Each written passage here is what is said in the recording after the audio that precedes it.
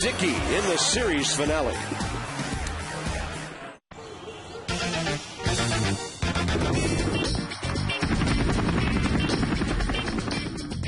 It's a great day for baseball.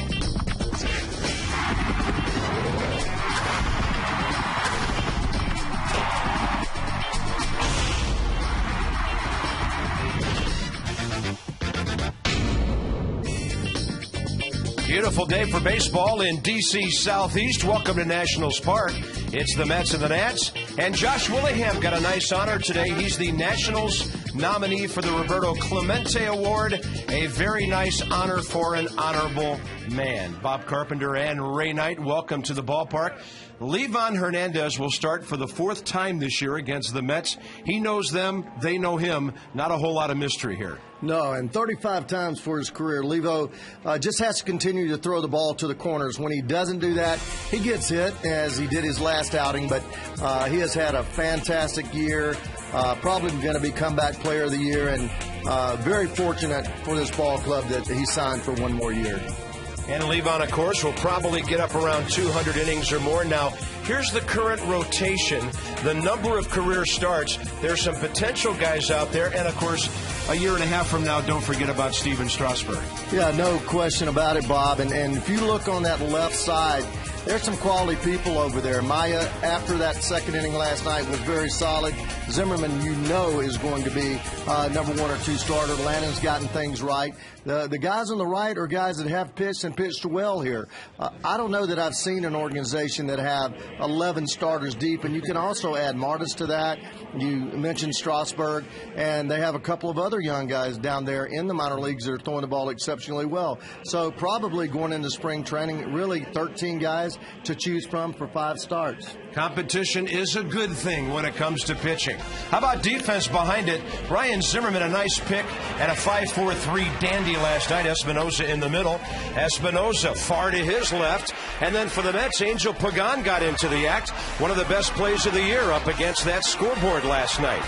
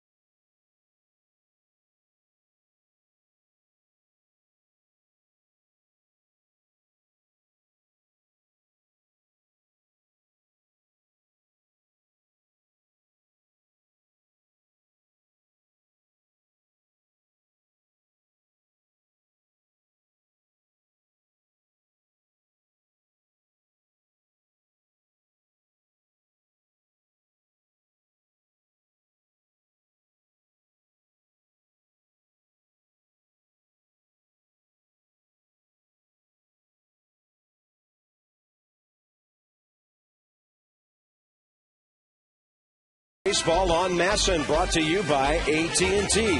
Rethink possible. And by Hager. Established 1926. Your own great moment starts at Hager.com. Good baseball weather continues from the Navy Yard to the statues to the ballpark. It's a Wednesday matinee, the rubber game of the series. The Mets are now tied with Houston near the bottom of the league in hitting, only above Pittsburgh. Angel Pagano's been very good in day baseball this year, but in this series, he's just 1 for 8. David Wright back in there, nursing a sore ring finger. Carlos Beltran in there for the second consecutive day. Here's Livan Hernandez. Ray mentioned 35 starts against the Mets, 12-14 career with a 4.29 ERA. And for the Nats, he's trying to get his record back to 10-10 today. Livan is ready. Right on time at 12:35. Mostly clear skies. 90 degrees on a warm September afternoon. Pagan pulls it right side, and that's where Danny Espinosa works. First out of the ball game. PNC Bank scouting report shows you the key to Livan Hernandez achieving success. Pushing for 200. Yeah, well, he's got probably 5 more starts. He's sitting right there on innings pitched with 179, so he's going to get that heavy workload to 35 starts against this ball club over his career, and this year he's had 28 starts, so has been the workhorse, no question about it. And the body of work, 18 quality starts, 26 of 28 starts, he's gone 5 innings plus. He's been a rock for us. Right now sitting 20 innings away from 200. And the hitter is Luis Hernandez, the second baseman. And he's also 1 for 8 in the series. Mets with a team batting average of just 248. All their offense early last night. Espinosa to his right. Don't hit it over there. He's up the middle with Ian Desmond, his shortstop buddy again today. Zimmerman done at the corners. Pudge Rodriguez not feeling well today. And a late scratch, so Wilson Ramos is the catcher. Nigel Morgan flanked by Michael Morse and Roger Bernardino. Just a few minutes ago, Wilson Ramos told he's starting, and this will be his 4th game with the Nationals. And I'm with you, partner. Don't hit it over there. That kid, great range, great hands. So they go to left center, a well-hit ball by Beltran, and that'll be off the wall right to the right of the 377 mark as Carlos Beltran almost hit his 3rd home run of the year.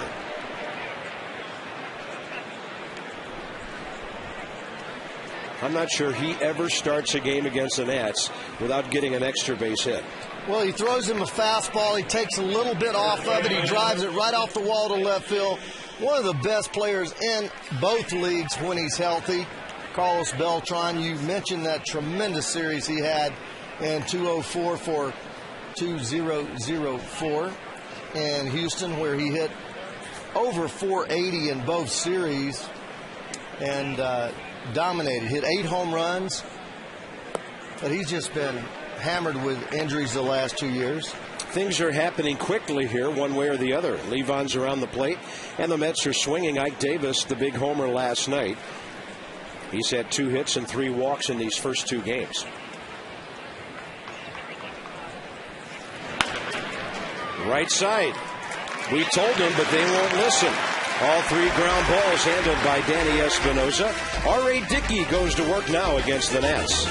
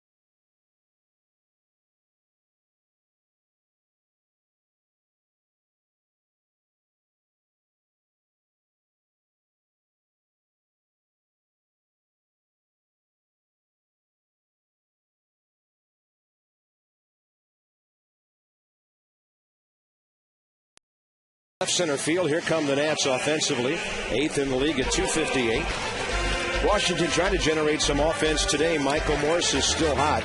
17 hits over his last 11 games and batting .298 overall.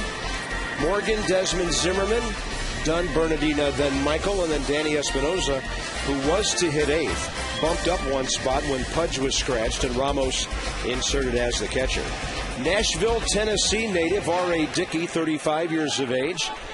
His best previous major league record, 9-8 with the Rangers back in '03. And Ray Knight, he has experienced a renaissance in his career. 9-6, a baffling knuckleball and very difficult to hit when he's on. Well, you just have to throw strikes with it, and if you don't throw enough strikes, you're not going to win. But he's able to throw strikes, and it is so tough to gauge that pitch as it moves 4 or 5 different ways. And talking to Keith Hernandez about him, and he says, you know, he's just for real. First inning, incredibly, only 3 runs all year long. And that's in every start, including every start. So he comes out there throwing strikes, and a guy that can pitch another 10 years. You know, you go back to the Wakefields, the Candiotis, the Necros, there's just not any pressure on that arm as you basically just pushing the ball out of there, and not a lot of strain. Nigel Morgan in this series, 2 for 9 with an RBI. 11-year veteran Bill Welke has the plate tonight. Mike DeMuro, crew chief Tim Welke at second, and Jim Reynolds third base. This is the only ball game in baseball for the next 20 minutes or so. Niger strikes out. And Nigel Morgan is now 5 for his last 22. PNC Bank Scouting Report is brought to you by PNC for the achiever in us all. Knuckle down, well, 9-6, only a 2.20 base on ball to strikeout ratio. 2.20 ball strikeouts, walks for 9 innings. Earned run average 291. Lockdown mode, 6 starts. He's given up no runs this season. That's 7th in the league. And jump start, just mentioned, first inning 3 runs and opposition hitting just 137 in the first inning against R.A. Dickey. And he checks in with the league's 9th best ERA, 2.91. Didn't have enough innings to qualify for the ERA race until his most recent start. Ian Desmond hitless in this series, 0 for 4 with a walk. Nats, of course, put up plenty of offense on Monday. You know, I wonder if Desmond has ever faced a knuckleball. I never did until I got to the big leagues and faced Phil Necro. That was my actually 3rd full year in professional baseball, and I had called it that September in '74, and man, was I baffled. Well, some hitters say that he can put you in a slump for a week. Knuckleball pitchers. And a 1-2 to Desmond. He'll bounce it over the mound. Charged by Tejada. Close play, and out is Desmond at first base. Tejada's made that play exceptionally well. He's able to gauge that rotation of the ball and the hop and coming as hard as he possibly can. Do or die, but see, when you get close to the bottom of the hop, that's where the hop is the truest. And he stays there, elongates that glove, and makes a nice play. Here's Ryan Zimmerman. 2 RBIs on Monday, 2 for 8 in this series. Ryan checks in at 300. He's just out of the top 10 in the league. With his .385 on base percentage, he's 9th. Just 34 base on balls for Dickey in 139 innings. He struck out 90. The opposition's hitting .248. He has given up 131 hits in 139 innings and given up just almost a minuscule 11 home runs. You see a lot of guys fouling the ball back. Very difficult to center the knuckleball. Seems like you either foul it back or you top it on the infield somewhere. Because of the late movement, Bob, it comes in there. A lot of times it has no movement at all, and then right at about home plate or somewhere near the front of home plate, it makes a dive, sometimes in, sometimes out, sometimes down. like that. The great Johnny Bench told me when I faced Necro, and his philosophy was go up there and face a knuckleballer and approach him as if he's a curveballer, because everything goes down, nothing goes up. Everything has some kind of downward movement. And Zimmerman will get that ball just back over the screen.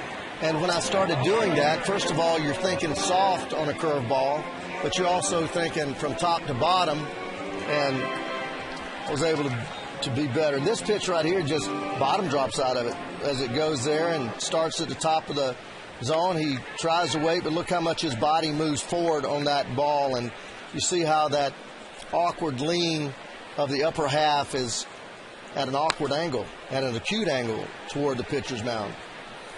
And you would think that a guy like this would really upset a guy that gets his timing with his front leg and all that hand movement. Nobody in the league has more hand action than Ryan Zimmerman preparing to hit. 1-2 again. Ryan trying to center the ball. He hits this one fairly well to right field, but Angel Pagano's right there. Nats go in order. The Iwo Jima Monument looking beautiful over in Roslyn on this September afternoon.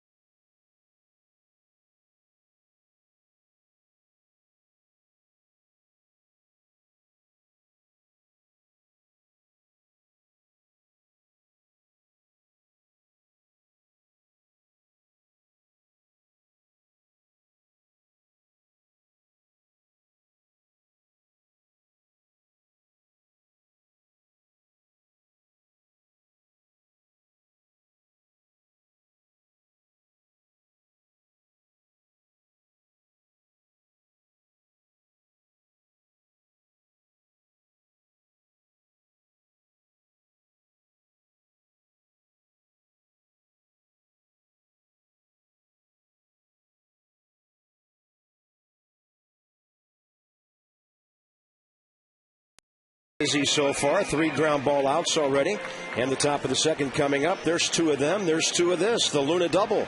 Get your second room of flooring free at 877-241-LUNA. 2 hot rookies in the month. Desmond just under 500. Espinosa at 500. Scoring, driving them in, slugging. The kids are doing it all. Second inning underway, and David Wright drives it to right center. Niger Morgan for the first down. Levon pitching to contact, and the Mets are obliging. Only 9 pitches, 6 strikes for Levon to go through 4 batters. In the top of the first, left fielder Chris Carter next. Then the catcher Josh Tolley. One other game this afternoon. In about 15 minutes, the Orioles try to sweep at New York. Brad Bergeson against rookie pitcher Ivan Nova. Yankees have a 1.5 lead over Tampa Bay in the East. And for the first time since May 30th in our division, the Atlanta Braves are not in first place. The Phillies moved into first last night as the Braves lost their 3rd straight.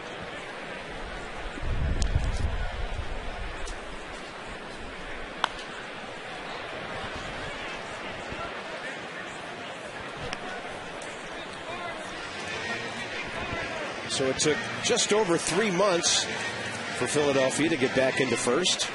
Now that they're healthy, Nationals are 8 games behind the Mets. That's a fastball, the swing back fastball inside to Chris Carter, hitting .265, 1 for 3 in this series. Nationals lead the season series with the Mets 8-6. Tied 4 apiece here. And another ball driven to center right at Niger Morgan. Levo's wasting no time, is he? He's getting the ball, towing the rubber, and firing it. Nationals actually have the advantage over the Mets in New York with 3 to go. The runs are dead even, as are the home runs. ERA, not a lot of difference. Mets have played much better defense. The Mets have only made 71 errors all year. They're in the top 4 in the National League in team defense. Their ERA is in the top 5 at 3.77. They've suffered from injuries and thus a lack of offense almost all year. The Mets are in the bottom 2 in hitting, bottom 3 in runs and home runs. And in that last department, I don't think Citi Field's going to work to their advantage over the next few years either. Not a power ballpark. On 1-1 to Josh Tolley, a foul. Yeah, they compare City Park as far as the home run efficiency to the old Astrodome and to the young Jack Murphy Stadium when they had the 20-foot high walls and it was 390 to left center and 420 to center field. Those are 2 huge ballparks.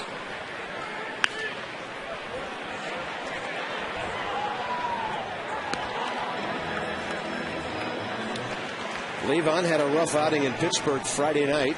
On deck hitter is the shortstop Ruben Tejada. Levon gave up 8 runs, 8 hits of 4 to third innings. First time through the lineup, he was okay. And the Pirates really jumped on him in the 3rd, 4th, and 5th innings to knock him out. One of his shortest outings recently. Levon had not gone less than 6 1/3 since the end of July. Bernardina is under this one and left, and the outs are coming quickly. Coming up quickly as well, Adam Dunn. Bernardina, Morse to follow, no score early.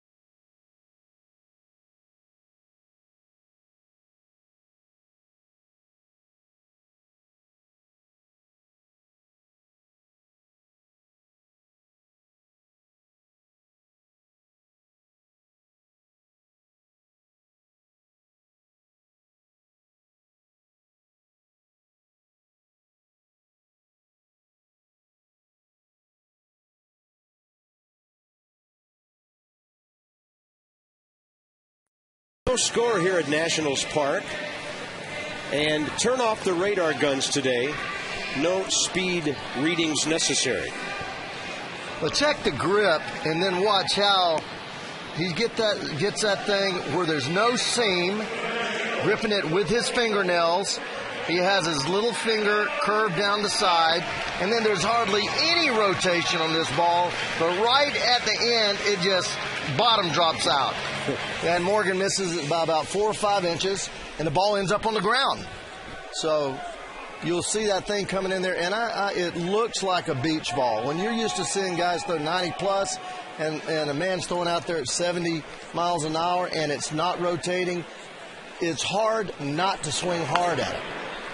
It just looks so big, but the problem is the last place that you saw it when you started your swing, it's not there anymore when you get there.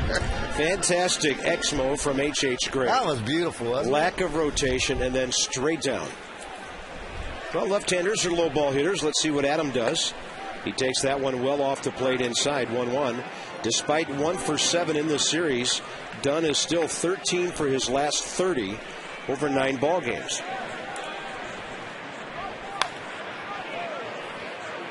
One home run behind Albert Pujols for the league lead.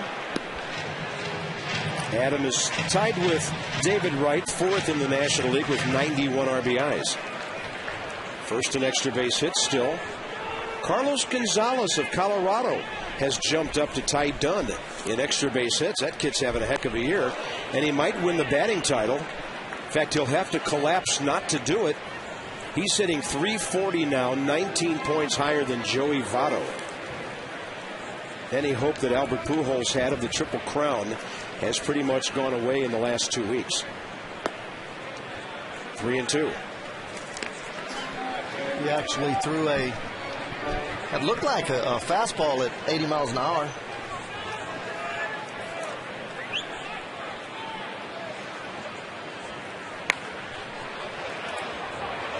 Adams on him. You know, you can't try to pull him, but you will pull him.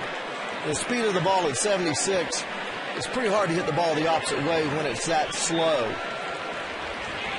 But over his career, which has only been 442 innings coming into this year, Dickey, and he's added 130 to that, he's given up 80 home runs. Gets that ball in on Adams' hands, and way out there was the shortstop Tejada. Beltran called him off, and the first 4 Nats have gone pretty quietly. Friday night, the Marlins will be here.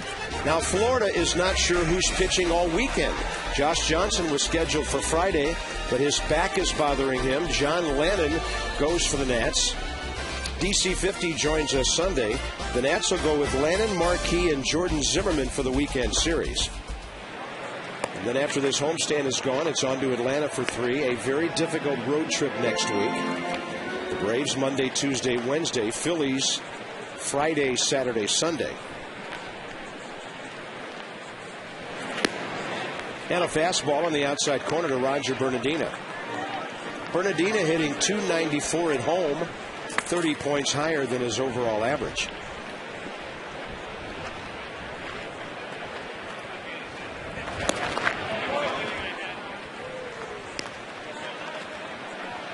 In this series, Roger 1 for 6 with a pair of walks.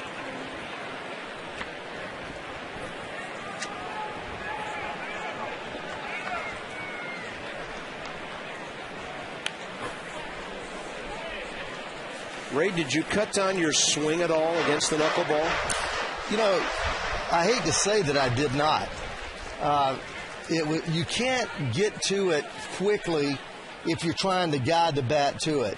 You just have to stay back and trust that some of them are not going to break. You know, he's not going to throw every one of them perfectly. So you have to first get the timing where you're making sure that you're staying on your backside, that there's not a rush to get out there, and usually you're able to eventually get timing. And that's why he's been so effective in the first inning or two, because hitters are just so off. Their timing is so off. It's much easier to gear up for a 95-mile-an-hour fastball than it is to gear down for a 76, 72-mile-an-hour breaking ball, knuckleball, or anything else, because your body is so used to getting ready, cocking, and getting going. Evidently, that was a swing and a miss that hit off the catcher's gear and then popped out in front of home plate. So Josh Tolley had to bounce out and throw out Roger Bernardina. Sometimes catchers will just absolutely miss a knuckleball. Now that ball was a batted ball and came back from foul ground in front of the plate. So not a strikeout, just simply a 2-3 on the chopper. Yeah, you'll see some really weak hacks on these knuckleballs, and that's a good one. But the reason that you have to just make sure that you stay back and then just get the bat to the ball as quickly as possible when you let the ball get to the plate is that some of them don't break, Bob. Some of them are just hanging knuckleballs, and every once in a while they'll get that ball and it'll come up there almost looping. And That's why generally knuckleballers give up a ton of home runs. Phil Necro did it. Candiate did it. Huff always gave up a lot of home runs. Michael Morrison easy out. Right now, hitters are praying to see a fastball today.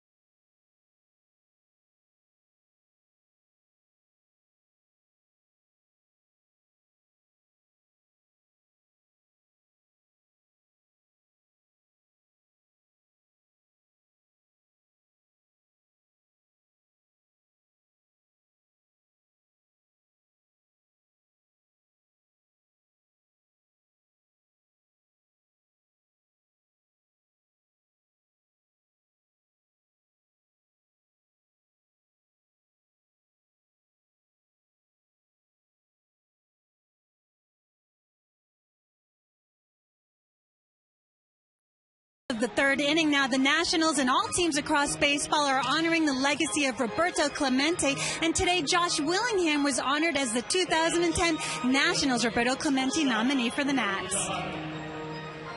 I remember him most of all for being a great baseball player. You know, he was such a great all-around player. Remember his great arm and, you know, his speed and his power and everything, and then you hear all these things about him being such a great humanitarian that it's special to be honored for this award. Josh, of course, offers a lot of his free time to community service, both here in D.C. and at home in Florence, Alabama, where he and his wife, Ginger, started the Josh Willingham Foundation to help children in his hometown. And the Nationals encourage you to go to Chevy.com/Clemente to vote for Josh. Great idea, Debbie. Roberto Clemente died New Year's Eve, 1972. There's the Chevy.com/Clemente. If Roberto Clemente was alive today, he'd be 76 years of age. He died halfway there at the age of 38 on a humanitarian mission from his native Puerto Rico to help those in Nicaragua. Plane crashed not far off the coast of San Juan. He was a 15-time All-Star, World Series champion Pirates, 60 and 71, 12 Gold Gloves win. Gold Gloves, he was an MVP. That's a super slow breaking ball, fouled away by Ruben Tejada, the Mets shortstop. 1971 World Series MVP, won the Babe Ruth Award that year, and of course number 21 retired by the Pirates.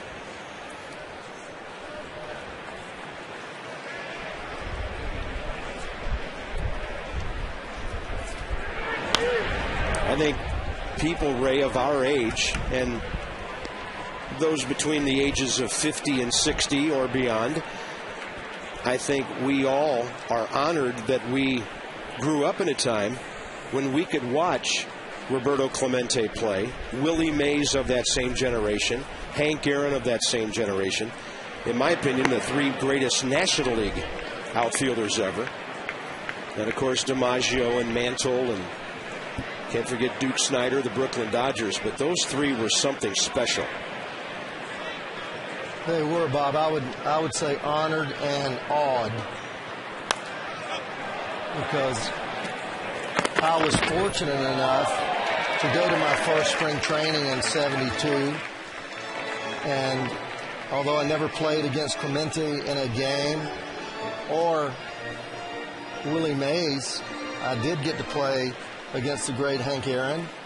But I was there at the ballpark in the dugout watching these great players play, and Clemente was unbelievable. He stood out in so many ways. And Levon with a heavy-looking, sinking fastball there. Roberto Clemente passed away after this hit, the last of his career, number 3,000, a drive to left center at Three Rivers Stadium in Pittsburgh. There's that patented, wild, flapping arms and legs base running style. He played right field like no one before him and no one since.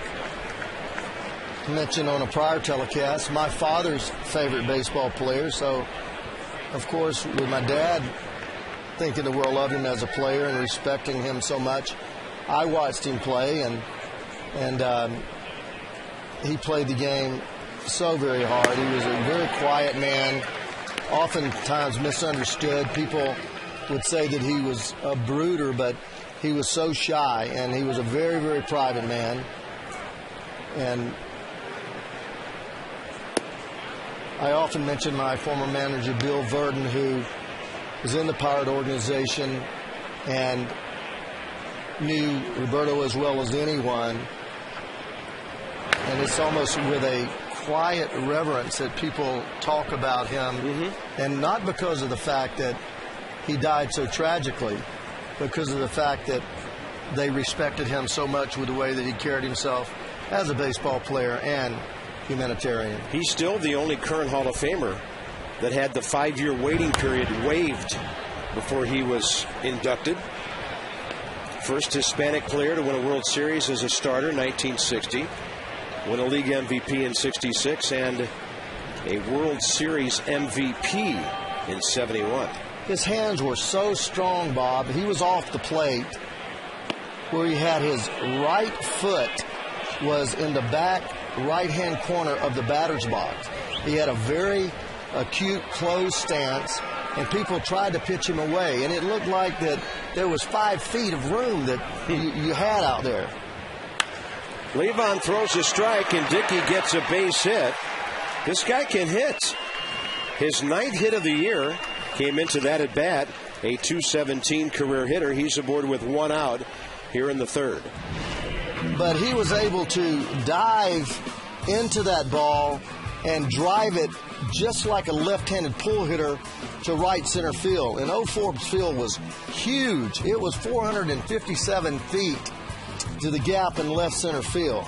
And they used to talk about him hitting one-hop shots, which obviously are carrying 430 feet off of those walls. He didn't have as many home runs as a lot of the big power hitters, but a tremendous amount of doubles and over 300, and 200-plus home runs in another ballpark would have really translated to about 400. Yep. Those shots you saw, the devastation of the earthquake in Nicaragua, and then a memorial service for Clemente when something was dropped from the airplane in the waters where his plane, his comrades, and himself would forever disappear. 0-1 pitch, and that's driven up the middle on a hanging breaking ball. Angel Pagan, and the Mets have 2 on, 1 out here in the top of the 3rd. Angel Pagan may be the best player that no one's really heard of. He's become so solid offensively. He's always been a great defensive player. Bob, you mentioned how he played left field for Alou when they lost him, and they thought that was going to be such a big loss for the ball club, and he's played center in the absence of Beltran, playing right and doing it all Gold Glove style, stealing bases. Quite a player. Here's Luis Hernandez, the second baseman. Wind really whipping in from the left field corner. It's going to knock that ball down. R.A. Dickey comes around third. Ball took a funny hop on Morgan to play at second. Safe there, and the Mets have 3 consecutive hits.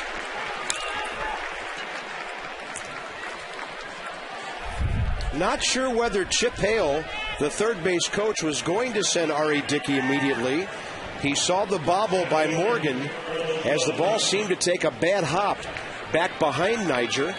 I don't think he was, Bob, even though this ball was out there in the gap. I saw Dickey pull up, coming around third, 2 steps short of third. You see, he was not not giving everything, but once the ball was missed, he could walk home. But unfortunately, Hernandez gets to second base. If I'm the scorer, I would probably give him a double and an RBI. No error. We remember the ball the Nationals hit against St. Louis. It took that bad hop in the outfield on Matt Holliday. It's kind of hard to assess an error. And there's Chip Hale, who is a solid American League infielder, most notably for the Minnesota Twins.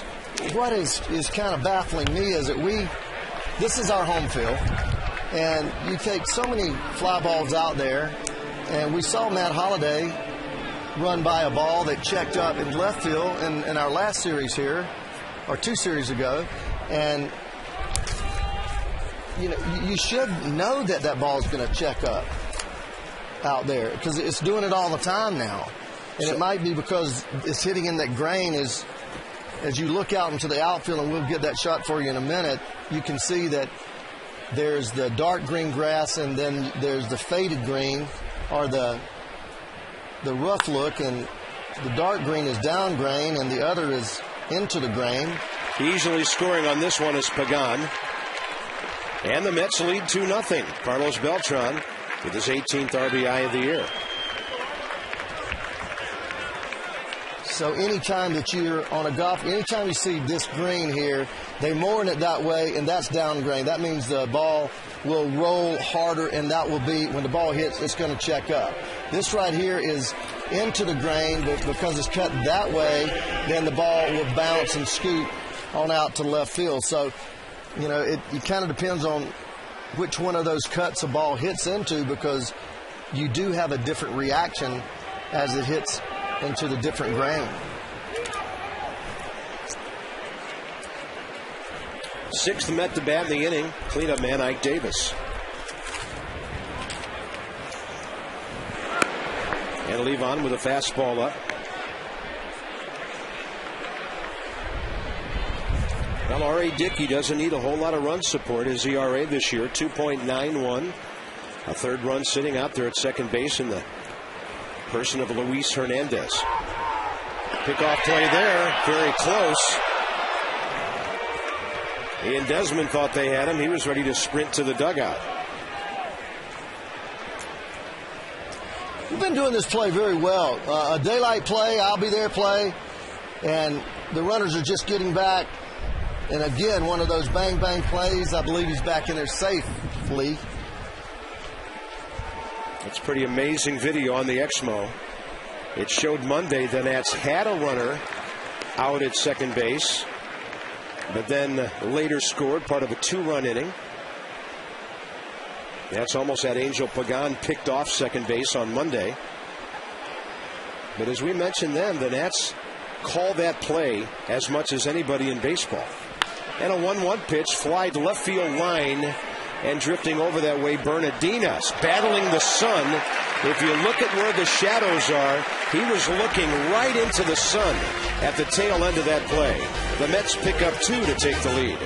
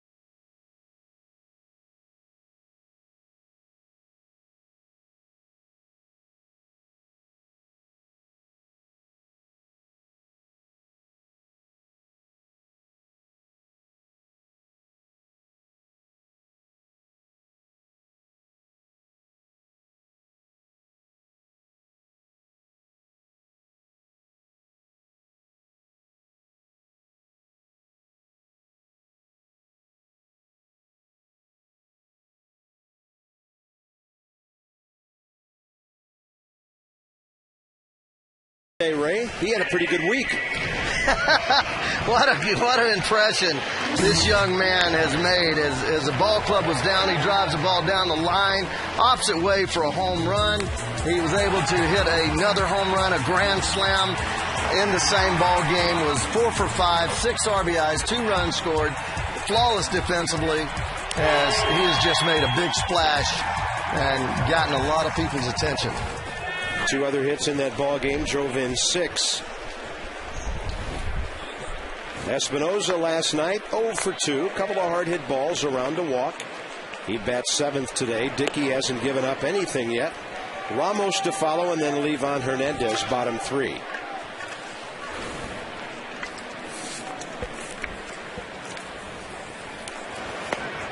Very late swing. R.A. Dickey, 31 pitches, 22 strikes in his first 2 innings. The only reason he has that many pitches, all the foul balls, as he's had the Nats hitting the ball off different parts of their bats. And Espinoza will foul one away. Jim Riggleman is with us for Wired Wednesday. Good afternoon, Skipper. Hello, hey, how you doing?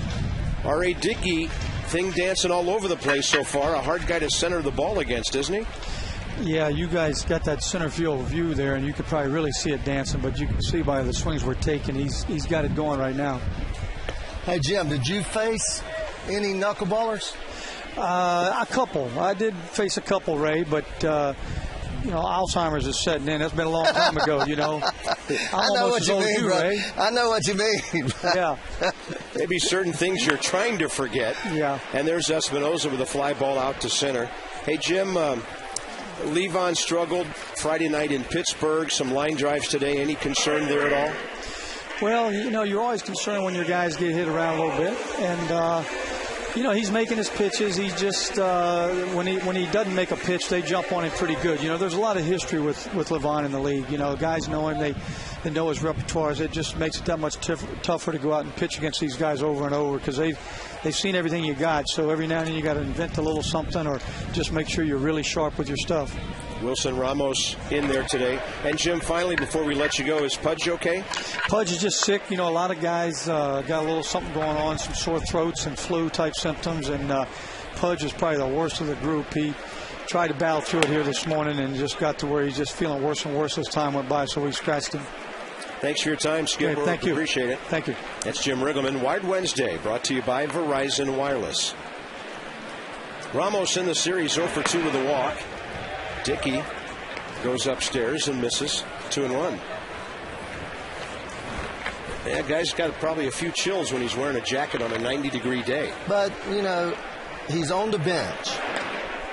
And there are so many teams that even I was associated with, Bob, that guys will be laying on the training table. And I've just noticed the way that this ball club has supported each other, even coming out of the ball games early, guys that have been made double switches, they stay out there. Ramos waits back and gets a hit. Out toward the gap, and he'll go for 2.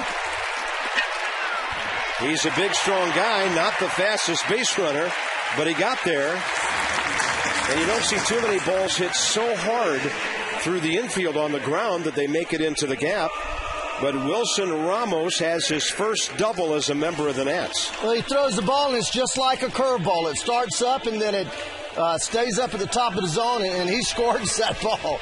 He scorched it, and there it was on the dull part of the grass, and I think I said wrong. That is actually down grain. I mean, how wrong can you be? 50-50 chance. Levon gets the bat on the ball, hits it to the right side for Luis Hernandez. Over to third is Ramos with 2 outs. Well, today we're honoring Roberto Clemente. Friday night will be Latino Heritage Night at the ballpark, Nats Marlins. Live Latino music, dancers, in-game tributes, and we'll celebrate the careers and the lives of many Hispanic players down through the years. It'll be memorable. Get your tickets, 888-632-NATS. A very hot John Lannon will be pitching on Friday. Here's Niger Morgan.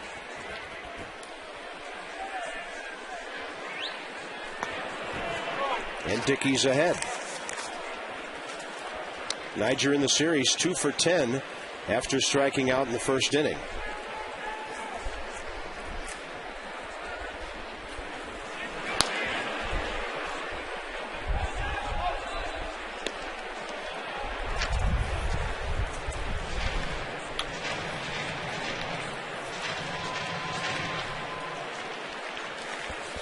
The hot bat of Ian Desmond if Niger can keep things going here.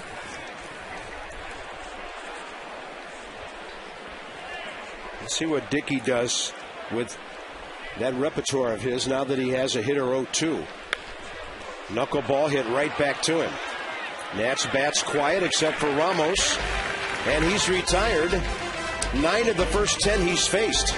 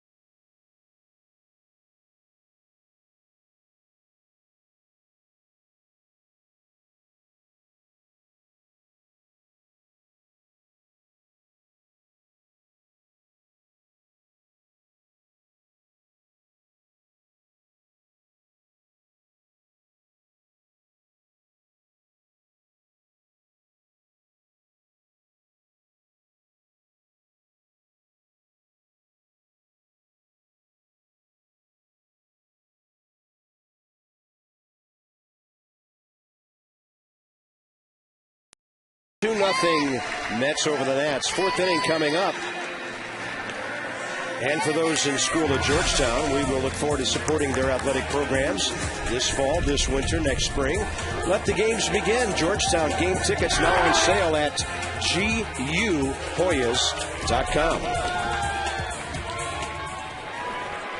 Livan Hernandez, 2 runs on 4 hits, 1 strikeout, 45 pitches, 34 strikes in the first 3 innings.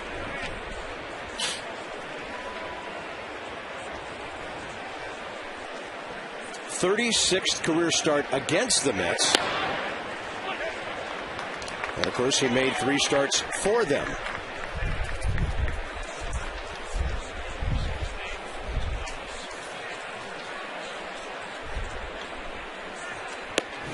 I want to correct what we said earlier, not 12-14 against the Mets, 12-13 career.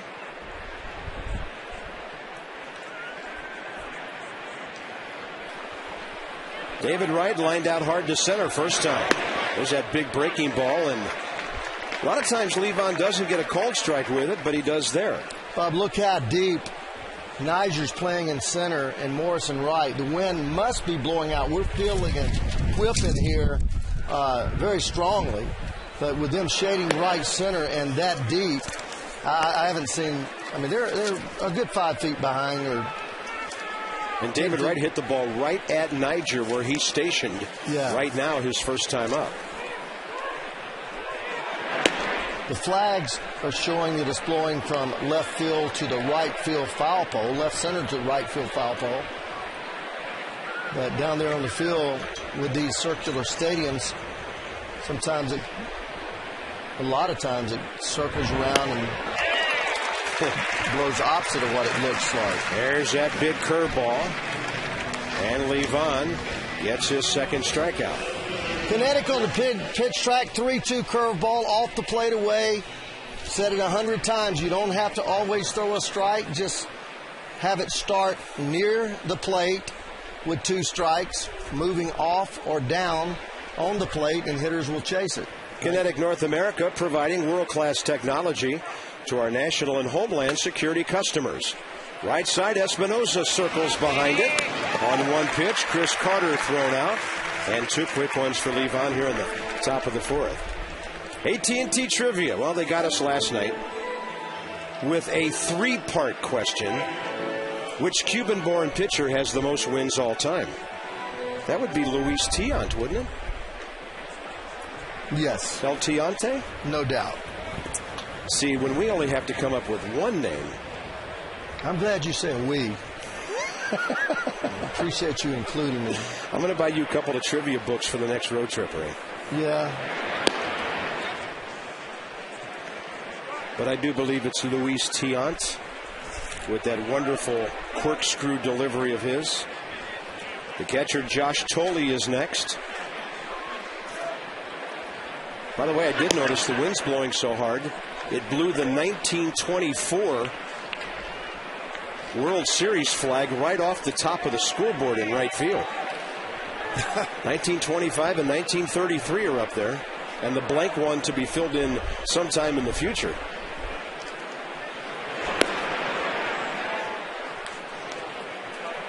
Senators beat the Giants in 7 games that year, even though Walter Johnson lost his first 2 starts.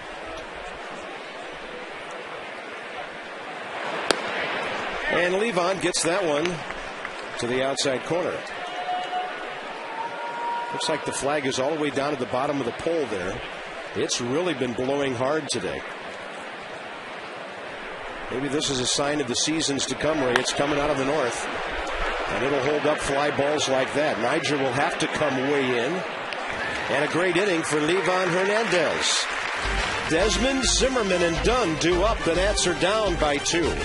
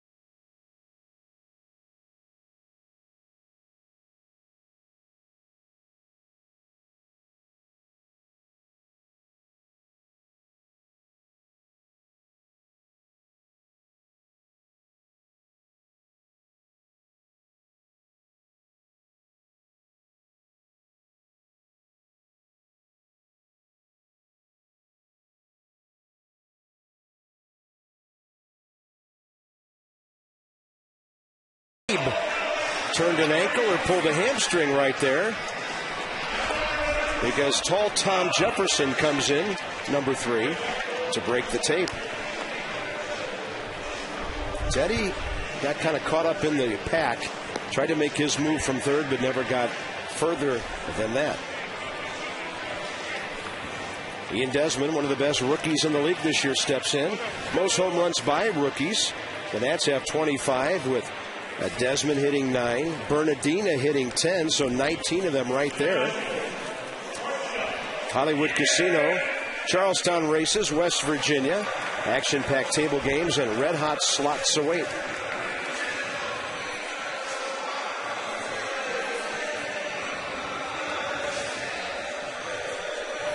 Be nice to have a couple of rookies who play every day have double-digit home runs. Roger Bernardina has his 10.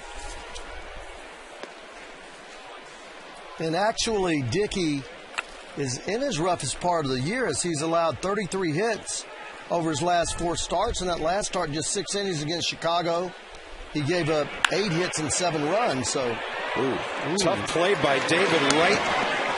That ball behind him by the time he got his glove around it. And Desmond gone here leading off the 4th inning. That's a heck of a play.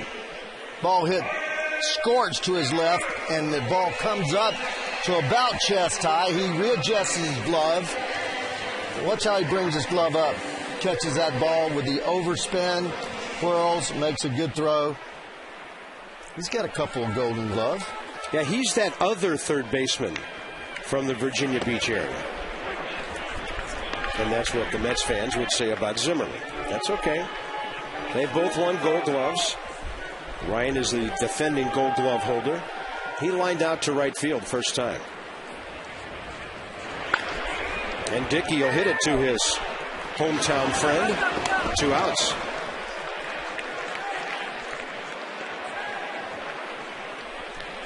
Because of R.A. Dickey getting quick outs, he's making quick work of the Nats batting order.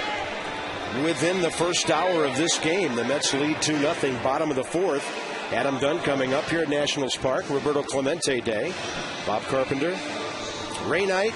Debbie Taylor. On Masson 2 HD.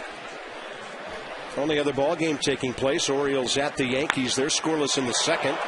And Adam Dunn, first pitch swinging. On a day other than this, that's probably a home run. Yes, sir. He hit it right into the breeze. He's gone, and so are the Nats. On to the 5th inning.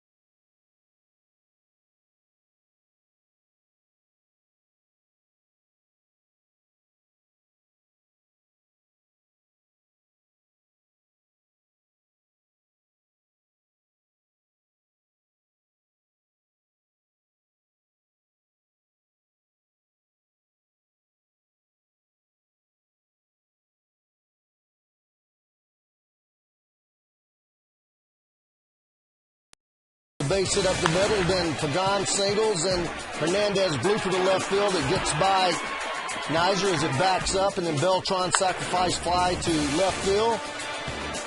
Plates Pagan, and that's all the scoring. Not a whole lot of action as pitchers both working quick. They're sharp. They're throwing strikes. 4 innings, Levon 57 pitches, Dickey 50.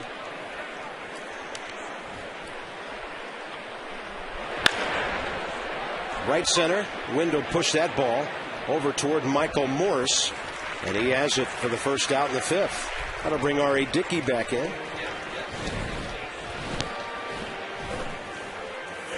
Nats have a great season ticket offer for you. Place a deposit down on 2 new 2011 season tickets, and you get 2 free. Plus, you get tickets for the rest of this season free. Go to nationals.com/2011 for more information. A lot of things to look forward to next year.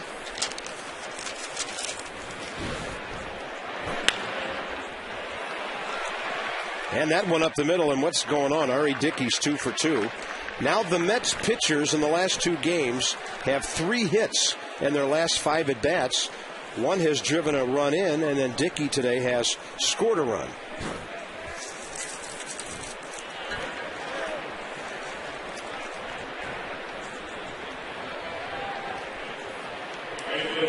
That'll bring up Angel Pagan.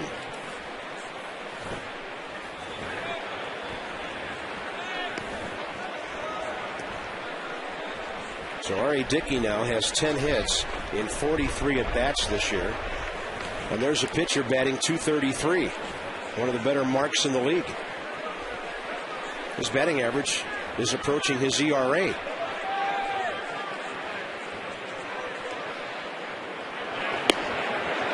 There's that good swing back fastball by Levon. Pagan, 1 for 2 today, 2 for 10 in the series.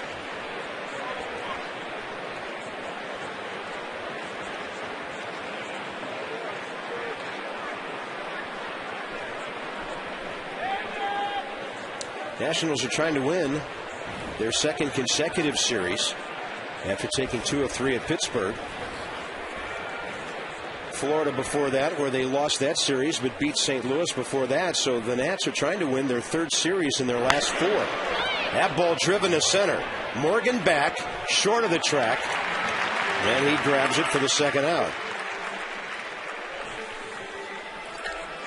Well, we had Yuniesky Maya last night. Levon today, a Cuban flavor to pitching around here. The winningest all time with 229, Luis Tiant. I guess Levo would probably be second.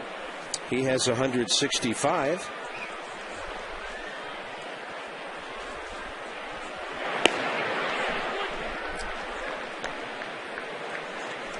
Levon has good stuff today. In the last outing in Pittsburgh, he gave up the 8 hits and just could not get the ball to the edges of the plate. Today he's thrown almost every pitch on the edge or down. A couple of fastballs to get ahead. Yeah, to Dickey, he's left the ball right in the middle of the plate, and I don't know if that's concentration, or maybe not showing the respect, but coming in, Dickey hitting 195, and that tells us that he can swing the bat. The 2 hits today, as Bob says, he's probably leading the league in hitting for pitchers at 230. And this is a player with 1 home run this year. So Levon comes out challenging him, asking you shall receive. Hey, fifth. Like Cuellar. How could we forget Cuellar and the great Camilo Pascual? Now, Dolph Luque, I did not know about him. Like Cuellar, the great screwball. That's a pretty impressive list. That ball will stay fair, and Levon does not tag him. The first base umpire calls him safe. There's a runner going to third, and he'll be out. R.A. Dickey decided to try for third, and the inning is over.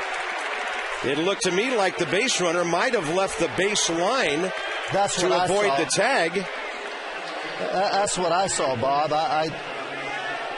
And then R.A. Dickey decides, well, I'm feeling pretty good about this. And he is out by plenty at third base.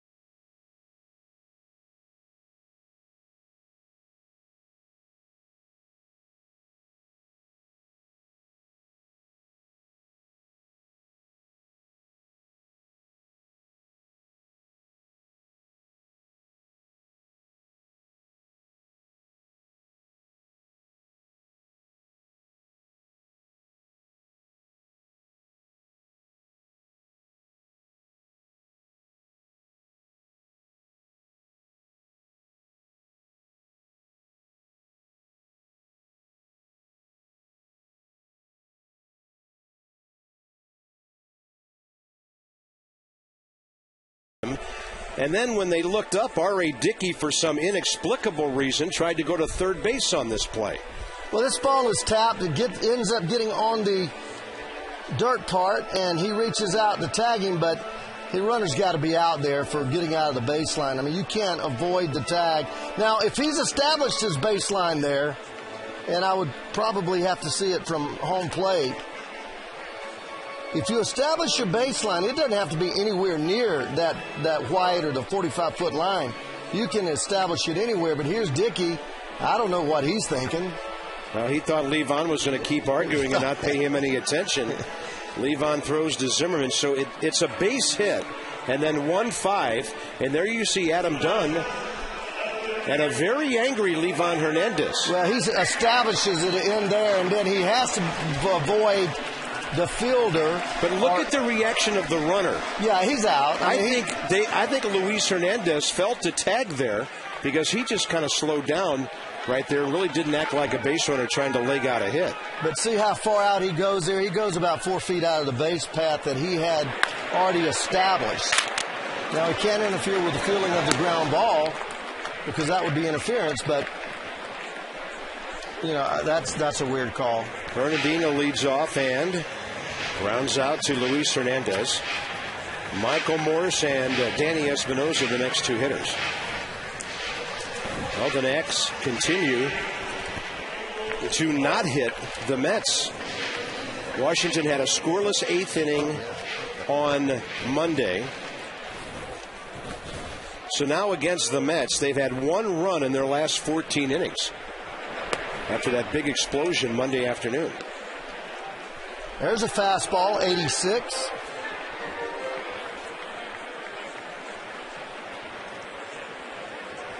Morse bounced out to short first time. Jacks one past the shortstop this time. Michael hitting that ball extremely hard. And he's 18 for his last 42. Now, Ray, this is interesting. Talk about progress. Look at the lineup 2 years ago. The one constant, of course, Ryan Zimmerman. Yeah, Bob, and this just shows you how an organization builds. In every one of those positions, I feel that there's a much better player.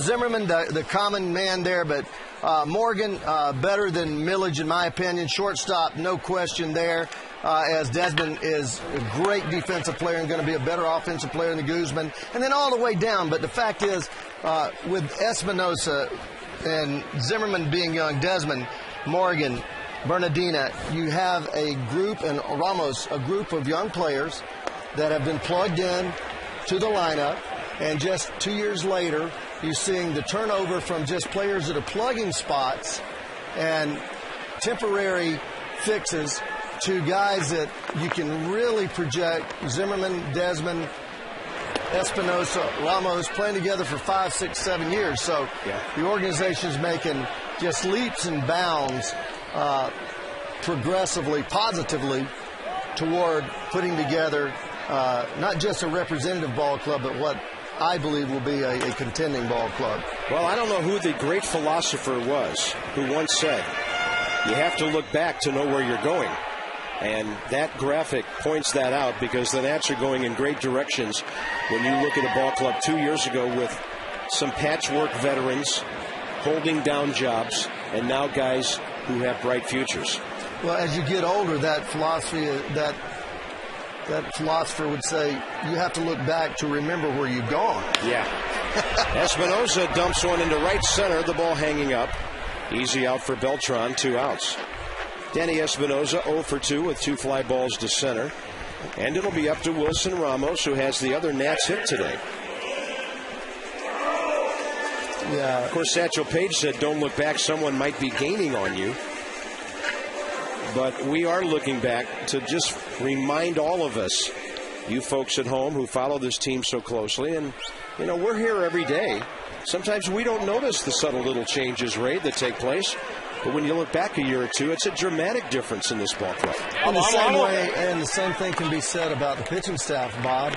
If you throw up the pitchers that came into spring training in 2008 with a chance to make this ball club and the eventual 12 or 13 that broke out of there, there's not a lot of common factors in that either. Lannon. Ramos, who has not hit a major league home run, goes deep to center. He has one now. And the Nats tie the game in the 5th inning.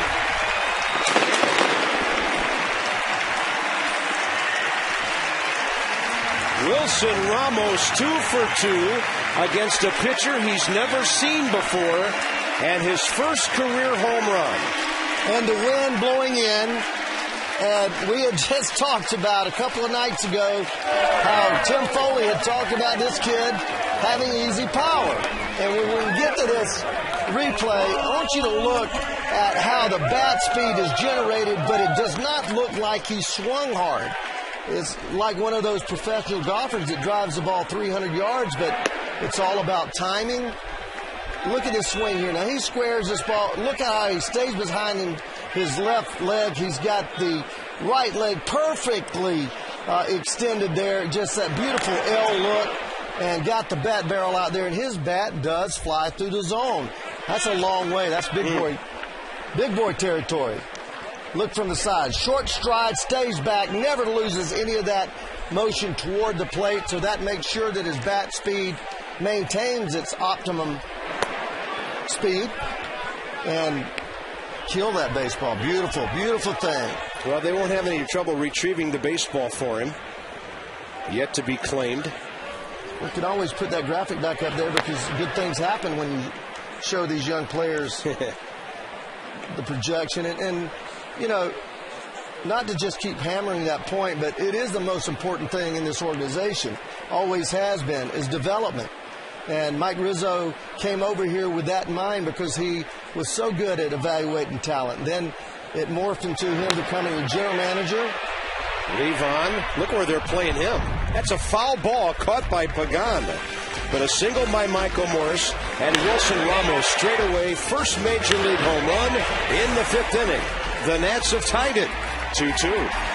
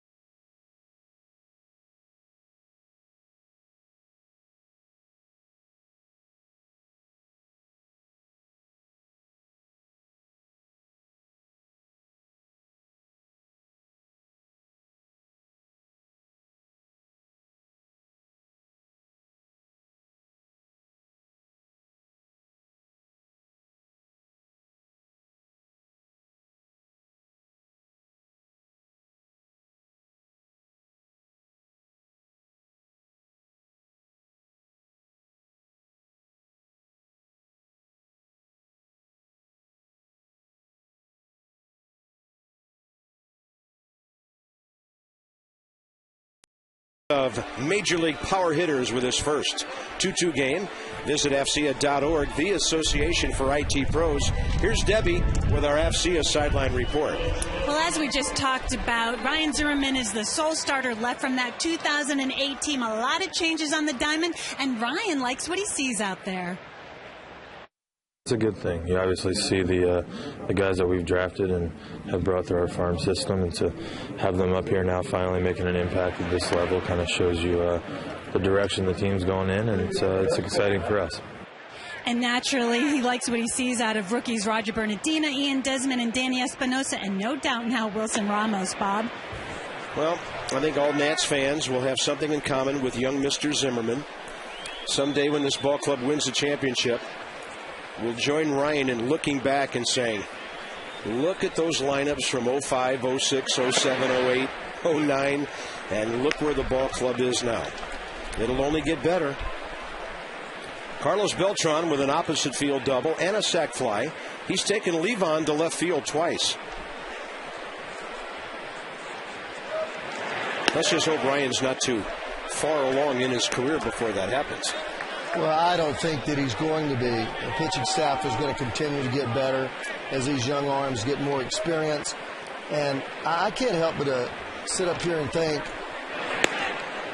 how Ryan Zimmerman always those years was the face of the franchise.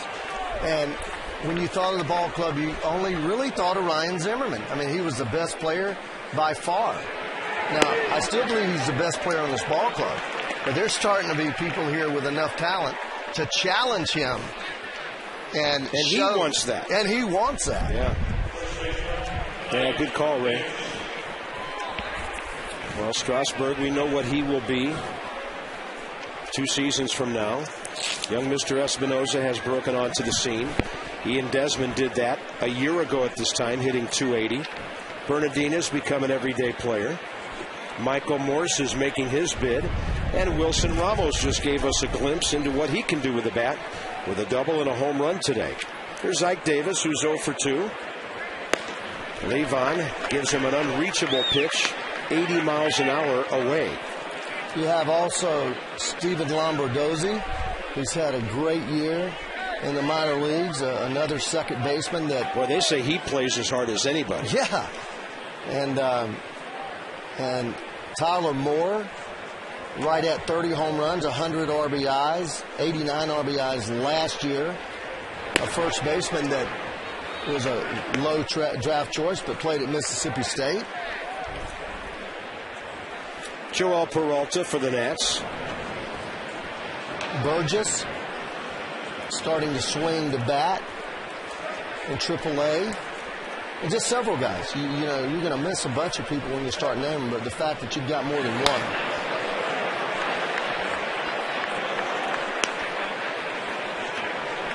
Levon's spotting the ball well. He really is. Today is one of those days where he's able to make his pitches to the spots, and he has to do that. We've said time and time again, when your maximum fastball is 85 and you throw 5 or 6 other pitches below 80, you have to have that depth control. And he has it today. He's putting the ball in great spots. Only Beltran of the big boys, he hit that double in the first inning that was ended up harmless, but Davis and Wright and Carter have been shut down to this point with nothing. 1 ball and 2 strikes.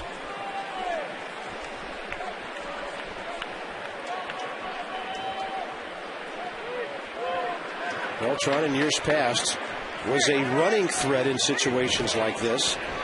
But with all the knee problems he's had, it's really cut down his running game. He's only attempted 4 all year. Yeah, he stole 40 bases in Kansas City, 30 a couple of times. Well, he and Raul Ibanez looked like they were going to be nails for that Kansas City ball club, and the Royals couldn't afford to keep either of them. Ibanez returned to Seattle, where he started. He's now, of course, a Philly. And Beltran on to Houston, now New York. He was so good, Bob, that I remember a note last year that coming into last season, he had the best stolen base percentage. Oh, yeah.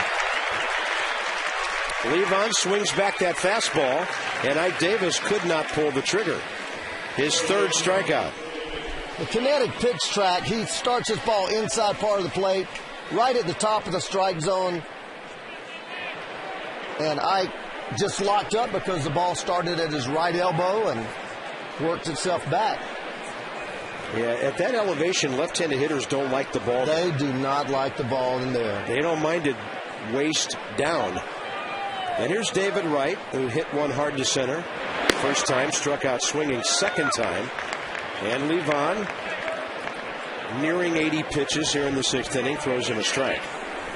Yeah, Carlos Beltran, you mentioned that stolen base. 122 stolen bases in the National League and only been caught 15 times. There's that big slow curve. Mets box score. The pitcher has 2 hits. RBIs from Luis Hernandez on the 3rd inning double, followed by the Beltran sacrifice fly. Levon has shut them down on only 2 hits and a walk since. You know, I was thinking about this when they went out in the 5th inning on that base running blunder by R.A. Dickey. It never ceases to amaze me when you are ahead in a ball game and you make a base running mistake. It comes back to get you. And 1/2 inning later, because they had Beltran coming up if R.A. Dickey stays at second base. 1/2 inning later, the Nats tie the game. You're just not gaining anything to get over to third base with 2 outs. That is a cardinal sin to And David Wright punched out on a heartbreaking ball by Levon Hernandez. But see what I'm talking about, Bob? His pitches are crisp and right to the spot. You got Ramos setting up out there, and he throws his ball right where he wants it. I mean, just a little even outside of where the target is, which is perfect.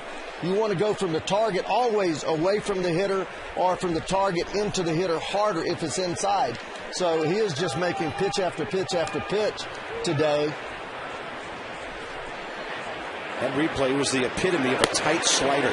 Looked like a fastball till the very end. Tight little break. Not much of a plane change, but enough to throw off David Wright, who didn't swing. Yeah, it's tough to recognize that tight slider. You think it's a fastball, and you give up on it, and boom. There's the left fielder, Chris Carter. He's 0 for 2.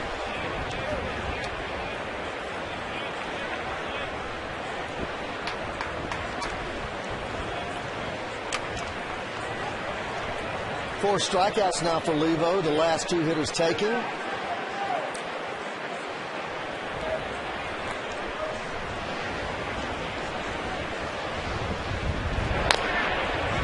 And Beltran still parked at first base with 2 outs. And the count now, no balls, 2 strikes. Well, that's something you don't see that often there from Levo, is what I call a BP fastball. It wasn't slow enough to be his changeup, but it was a 78-mile-an-hour fastball, which is 6 miles an hour, 7 miles an hour off of his regular fastball, and the hitter was way out front because he's thinking fastball. He's gotten in his mind the timing, and he's out front. There's that stolen base percentage of Beltran's. Everybody used to say, wow, Tim Raines had a great percentage between 80 and 85%. This guy, 88. Yeah, he possesses or possessed. I don't know how much he's lost through all the injuries, but as much talent as anyone with the power, the speed, the arm, defensive capabilities. 1-2. Levon and Chris Carter figured, man, that's close. I better be hacking. The other thing about Beltran, it's not only, Ray, the lost step that stops you from running. It's the pounding those knees take when you have to get yourself into second base with the slide, all that's going on. And I don't blame him at all for saying, you know what, I'll do my running next year. They got to get him back healthy to be a good ball club. Yeah, and Jose Reyes. He spent those first 7 years in the Kansas City AstroTurf. 4 times in those 7 years he drove in 100 runs or more. And nobody can make up their mind who was the best hitter here Ibanez. And just because of his speed, I always thought that he would be the better hitter. Popped up left side. Zimmerman coming in. He'll call off Levon and the catcher and take it. We've had a momentum shift not far from the National Mall. It's a beautiful day in Washington. 2-2.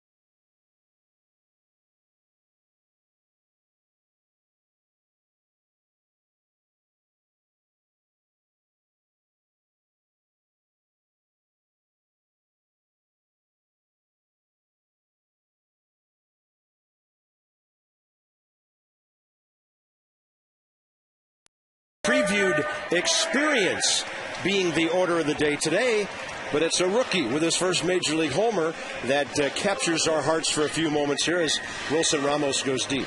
Well, he looks great behind the plate. He's blocking everything, calling a good game, and we're just waiting for an explosion offensively, and we got it today. He pounded that ball to center field out there on the backdrop, and the wind's blowing in.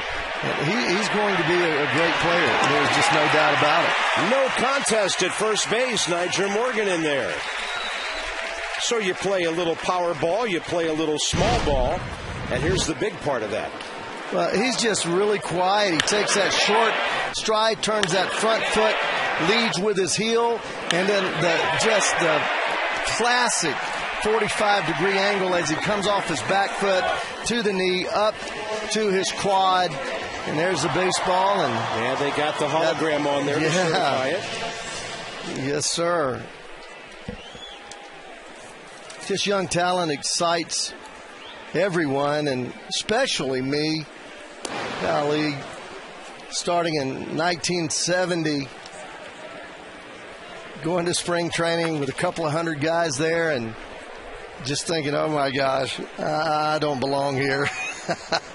And, every year making a little bit of improvement, but just the big leagues seemingly so far away. And then these young guys taking those same paths, feeling those same feelings, and now getting an opportunity to play and capitalizing. And there's Desmond bunting to move Niger. But, Desmond lays down a good one. He has a chance to beat it. So the Nats box score, very quiet, coming alive in the fifth inning on the Michael Morse base hit. The Ramos home run. He had doubled in the third. So some days the guys at the bottom of the order get it done. Hey, David Wright didn't move in. He's still back. Yes, he is. I don't know that I wouldn't try it again. It's tough to bunt it, but why not? He does it again, but it's foul. Either of those, if he keeps them fair, a great chance for a hit. Smart play. Smart play. If that third baseman doesn't take up some ground and respect you, all you got to do is get it down. And I think maybe the speed of the knuckleball being a little slower, even bunting, you can get out in front of a bunt, and he did. Yeah, that's an interesting point. Even against the knuckleball, hard to bunt the ball fair. But it's also a pitch that's easy to run on, and I don't think Niger ought to go on this particular pitch. They can pitch out. Right. They don't, and it's a wild pitch. Yeah, they did. They pitched way out. Not intended to do that, and the Nats get a big break. Well, very smart play by Niger to lead off that inning, thinking that way, doing something a little different. There's a lot of ways to get your job done, and when somebody overmatches you, just try to figure out some way to win the battle. Now Desmond tries to move him. That was a late inside-out swing. But just what you said, he's committed to right field, and he's just trying to get it over there any way he can. Check out this H.H. Gregg Exmo. And I don't care how much talent you have, it's the thought process and the way you go about your business, and Desmond totally committed. Whoa, that's too close. Ooh. You cannot get picked off second base with nobody out. No, and you don't steal third with no one out. And the reason is you don't make the first out or the second out at third, the first or last out at third. Desmond continues to try to get right field way. Unreachable for Ike Davis. Why is that? Because you've got a hitter at the plate that can get you over there. And you also have a runner who's going to score most likely on a base hit anyway. Oh, yeah. And if he doesn't, you're in the meat of your lineup. You don't worry about it. This is almost like what we talk about in the first inning. With these hitters coming up, you cannot give away a bag by getting picked off or caught stealing. And you cannot get doubled off. You can't get doubled off. In a situation like this, you're getting your regular lead at second base. The steal should be out of your mind. You're looking at the second baseman all the time. Your third base coach has a shortstop And he is telling you, basically saying, you're all right, careful, careful. And when he said careful, that means the shortstop is moving. And then you shut everything down, and you're thinking only about getting back to second base. So Pat is constantly talking to him and letting him know where the shortstop is, because Niger can see where the second baseman is. Talked about this exact same situation with Pat Listash a few weeks ago. Desmond still going to right and still staying alive. Great job. I love the at-bats these guys are putting on, Bob. I mean, I have really bellyached all year long about guys just giving up at bat after at bat, and it just seems like something has totally changed. Rick Eckstein right there. Maybe they finally realize that by battling, you do get base hits, and sometimes they're off the end of the bat, and sometimes they're jam shots, but just putting the ball in play makes something happen positively. Strikeouts, you know, and there's going to be guys that strike. Adam's going to strike out. He's not going to necessarily be able to battle you like this, but he has this year. He has, especially the last month or two. But these young guys seem to be coming in here with, and Desmond, how much improvement has he made as a hitter since April and May? 1-2 to Desmond, nobody out. Morgan at second. Desmond gets it in front of the plate. Dickey turns, and good thing he didn't wait much longer. Well, Desmond was fighting for survival there on a 2-strike count and just could not move that pitch to the right side.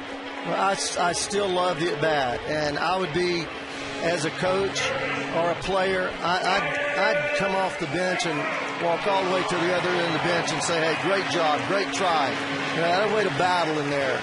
You know, the right idea, because he put a tough at-bat on that there and almost got the job done anywhere but right back to the pitcher, and Niger gets the third.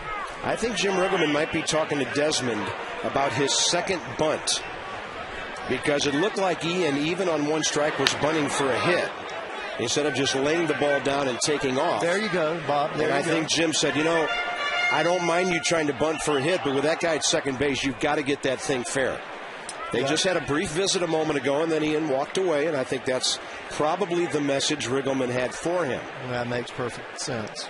Now here you can try to steal third, and the reason is you get to third now with 1 out, you have a sacrifice fly situation. And there's a right-handed batter in the catcher's way. And I always have felt that you can run on any knuckleballer because the catcher has to wait that last little split second, which allows you maybe 0.2 of a second to get another step or two. Second baseman holding him on very tight, then hits him. Zimmerman hit. Adam Dunn will bat with 2 men aboard.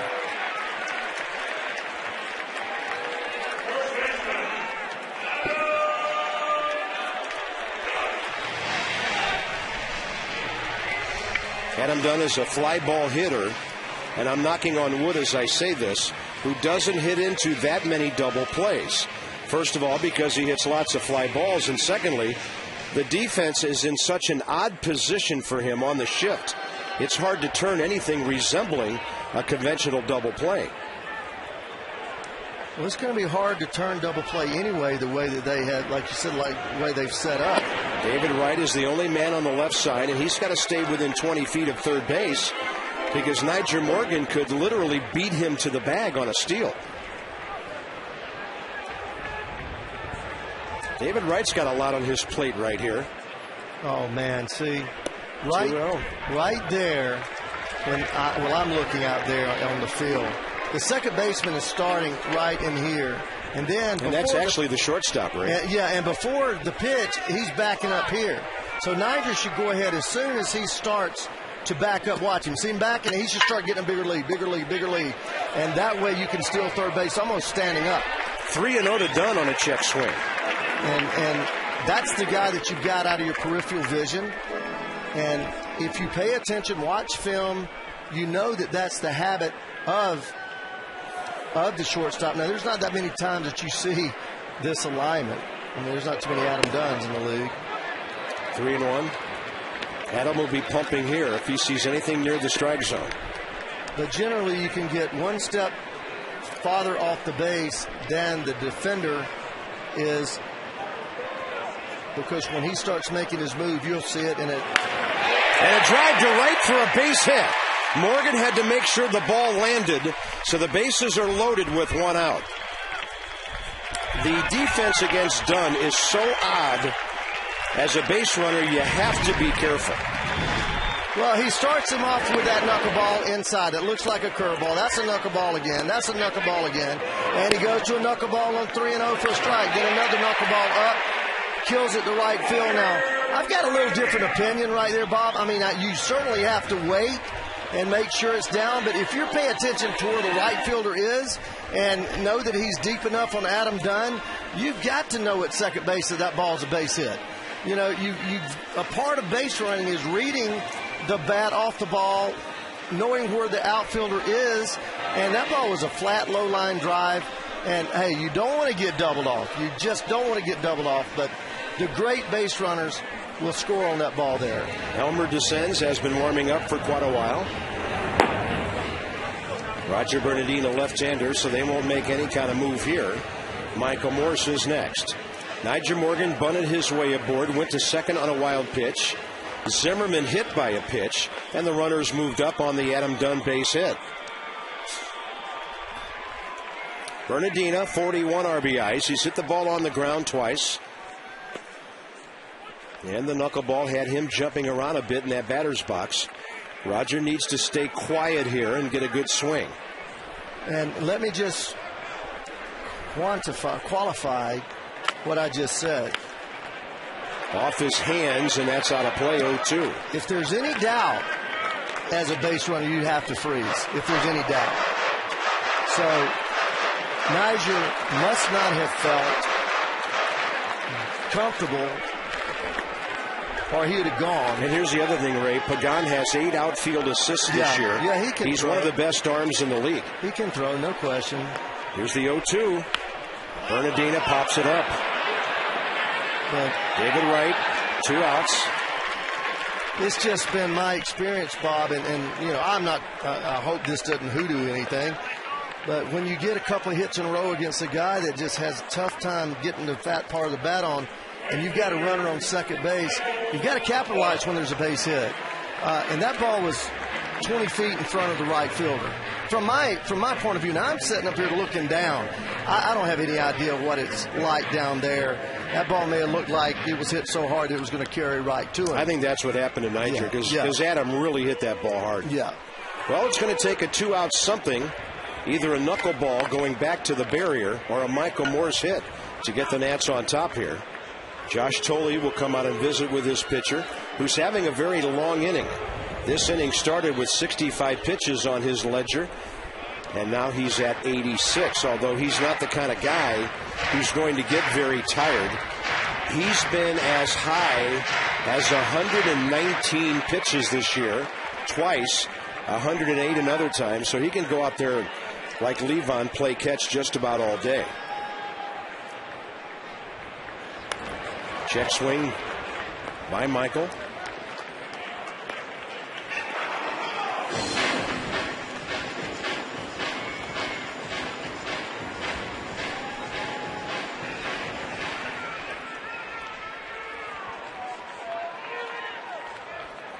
Morris has been clutch all year with men on base.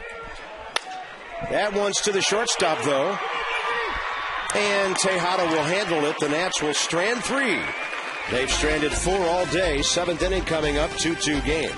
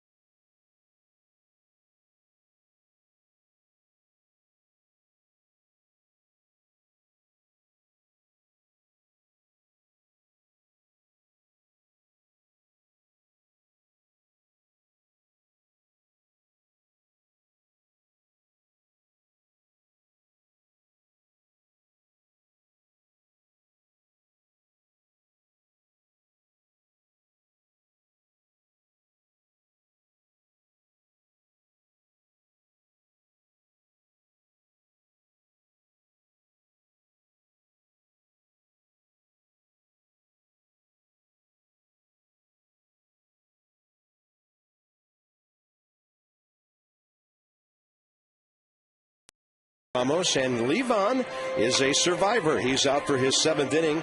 He'll go well over 90 and up to the 100-pitch range in this inning. In complete control of his game. Breaking ball, strikeout to Tejada. Breaking ball to David Wright. Perfect spot. Backup fastball taking to Davis, and then Wright again on a perfect pitch away. Little cutter, slider, 4 strikeouts. Only giving up 6 hits, 2 runs. Just another solid outing from Levo. Top of the 7th. Bottom of the order for the Mets. Catcher Josh Thole first.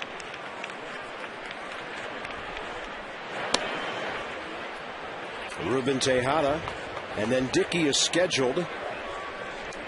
The bullpen is empty. That means either Elmer Descends is ready to come in or they sat him down. 2-0. Sean Burnett for the Nats. Levon is due to bat 3rd. Bottom 7.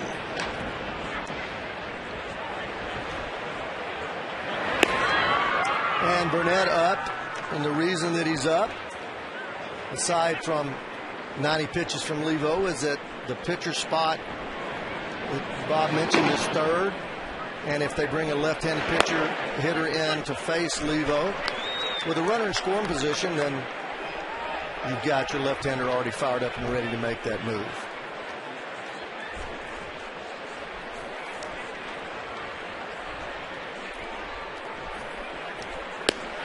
Better not jump back from that fastball too much.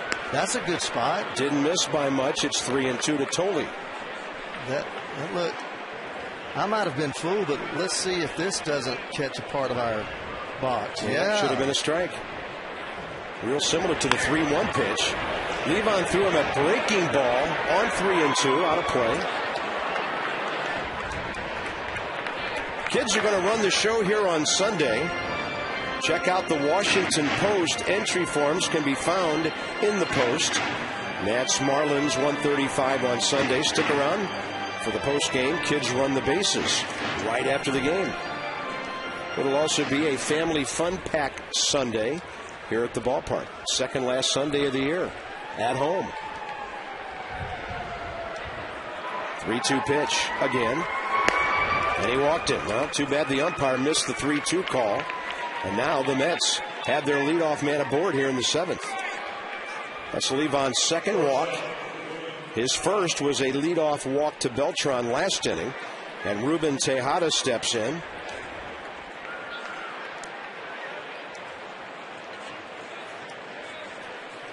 Outfielder Lucas Duda is in the on-deck circle, possibly to hit for R.A. Dickey.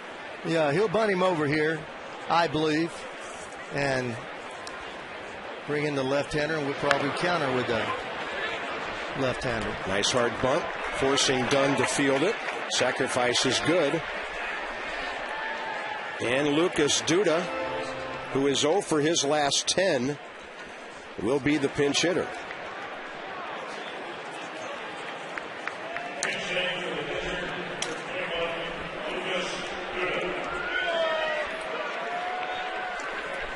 Jim contemplating.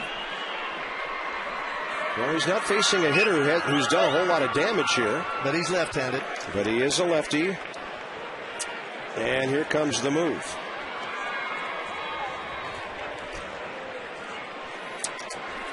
Levon battled well today. Gave up a couple of early runs. Here we are in the 7th.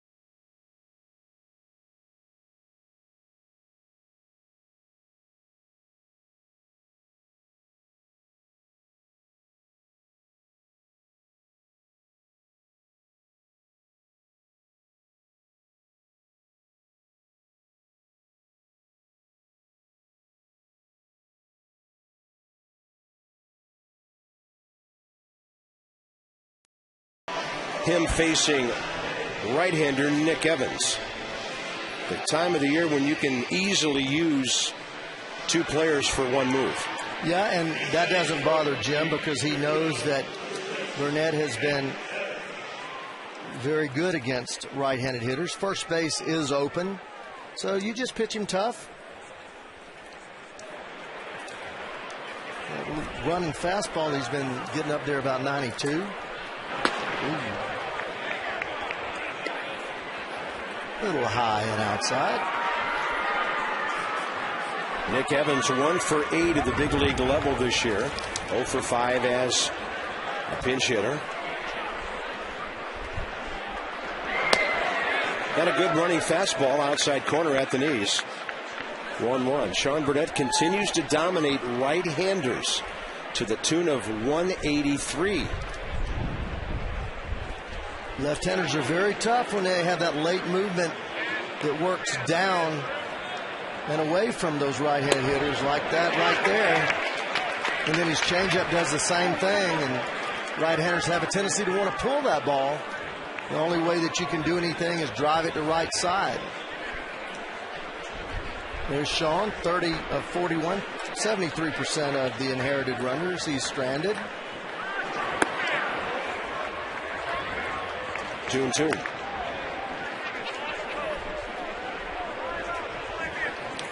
Lead runs at second, 1 out, top of the 7th. Angel Pagan on deck. That's a catcher running, Josh Tolley, not that fast. Things could get interesting on a base hit to left field. Oh man, that ball strikes Pat Listash about 3 steps up in the dugout. Evidently Pat able to turn away from it. He was standing right next to John McLaren. You better check the ball. Ooh. That's a tough man right there. Check. Did you see, did you see him do that curveball? It was like a curveball. I mean, that ball was smoked. And a 2-2 coming.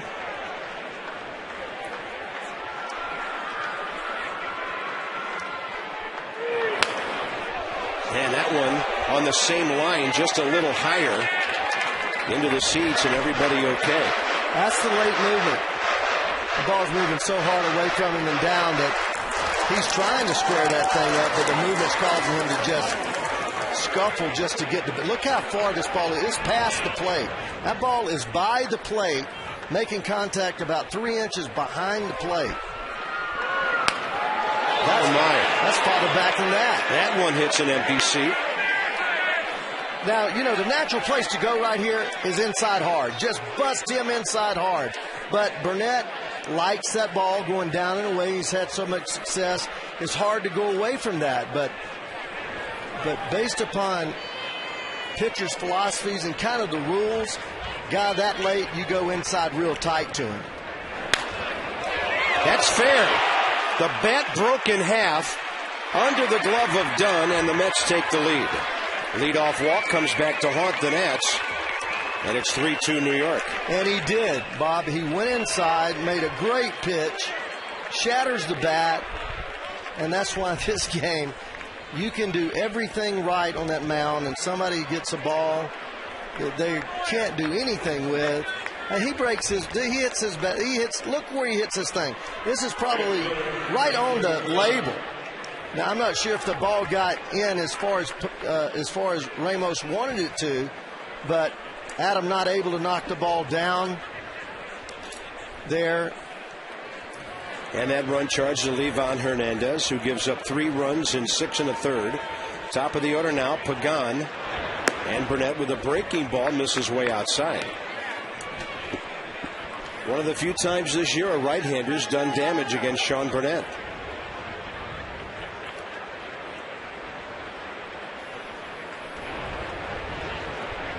Well, the Mets came with a pinch hitter, Lucas Duda, who is hitting .045 and 0 for his last 10. The Nats countered with a left-hander, and I think Jerry Manuel got the matchup he wanted with Nick Evans. Now, he's not exactly nails either. 1 for 8 the entire year, hasn't been up that long. Here's Joel Peralta. But you can always look back and say, well, maybe they should have pitched to the other guy. No. But those are the decisions managers have to make. And more often than not, Ray, you go by the book and it works out. Well, you've got to make that move, and you make it to a guy that's been very good out of the bullpen. And one part of managing this game is you try to make them burn as many players as you can. And the matchup that you get is, I think Jim Riggleman got the matchup he wanted. He wanted his left-hander that's effective against right-hander. He knew that was going to happen. He had the choice to make that, and he made the choice that he felt would be most effective. Now, in my opinion, the kid did his job. Burnett made the pitch that he needed to make. Zimmerman chases the runner back to third, throws out Pagan, 2 outs. But sometimes success, as far as location, doesn't translate to, good fortune on the field. One thing that I noticed, Adam wasn't playing deep. He was playing about halfway, but Adam needs to be almost on the grass. As you see Adam right here, I mean, he's got to be on the grass. This is a knock the ball down. He's got all this room right back there to be able to come over there and knock the ball down. So he wasn't deep enough there, and that is generally Pat Listach's command, and he would say, hey, back up, knock the ball down, don't let the ball go through. And Adam almost got to that ball, and he was only playing what I call the 3 position, 1 position being on the grass, 2 position being 2 steps behind first base, 3 position being back almost 3/4 of the way, and then 4 almost on the grass, knocking the ball down to make sure that the runner cannot score on a batted ball like that. Because the pitcher has first base responsibility. Adam can play right field and field the ball and throw to the pitcher. Luis Hernandez 2 for 3 today, RBI double, infield hit when he left the baseline to elude a tag. And the count 1-1 here in the 7th with 2 out. A good high fastball in the zone, 1-2.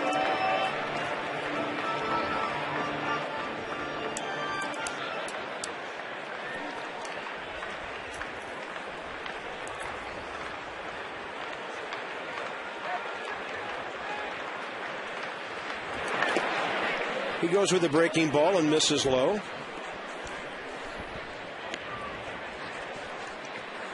Rubber game of the series. Nats lead the season series 8-6.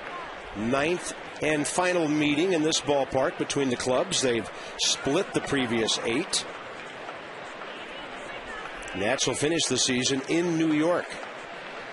2-2 pitch. Jammed him. Out to short. Henny and Desmond. On to Dunn. Inning over, but the leadoff walk hurts the Nats, and the Mets take the lead at the 7th inning stretch. Today's game brought to you by the all-new 2011 Hyundai Sonata. Visit your Washington area Hyundai dealers today. Time to stretch. The Mets back on top by 1.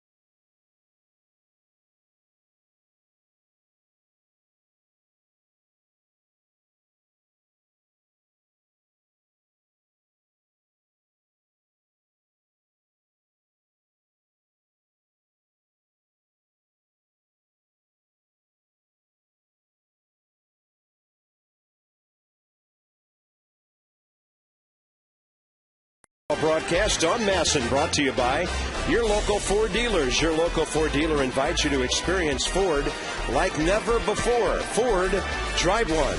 And by H.H. Gregg. We make buying TVs and appliances simple. H.H. Gregg, price and advice guaranteed. Mets back on top, 3-2. Bottom 3 coming up for the Nats. They'll be pinch hitting for the pitchers shortly. Today's copyrighted telecast presented by authority of the Washington Nationals and may not be reproduced or retransmitted in any form. And the accounts and descriptions of this game may not be disseminated without the express written consent of the Washington Nationals. It looks like Jesus Feliciano is their designated late inning left fielder. He's out there for the second consecutive day.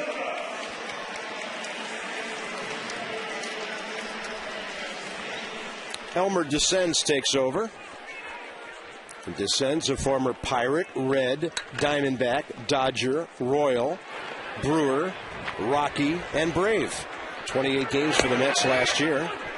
39-year-old right-hander from Mexico. Here's Danny Espinosa.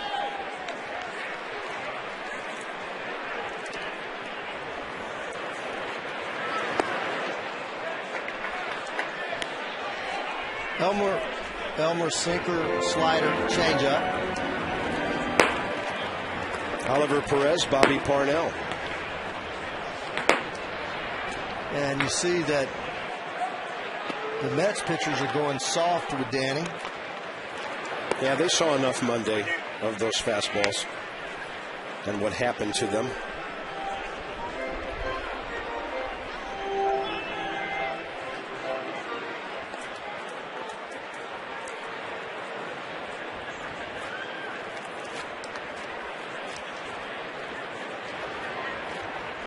Espinosa on a pitch diving down and away, strikes out.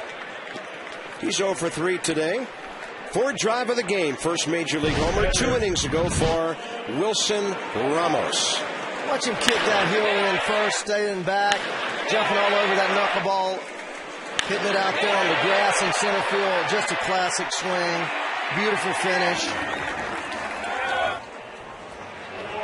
And a hologram going on there to authenticate that ball. Yeah.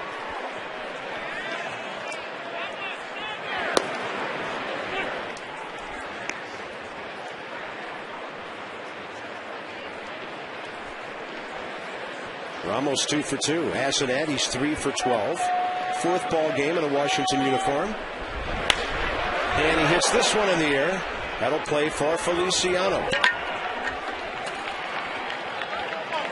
By the way, their change was straight up in the number 6 hole with the new left fielder. Here's Willie Harris. Was in the game on a double switch last night and got the Nats their only run. Hit a fastball home run about 5 rows deep. Off a G.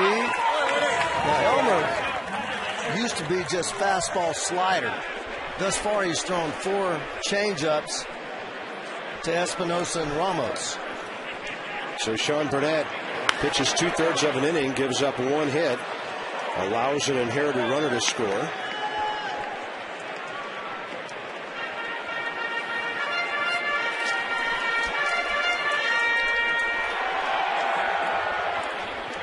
Looks like Joel Peralta will take over for the Nats in the 8th.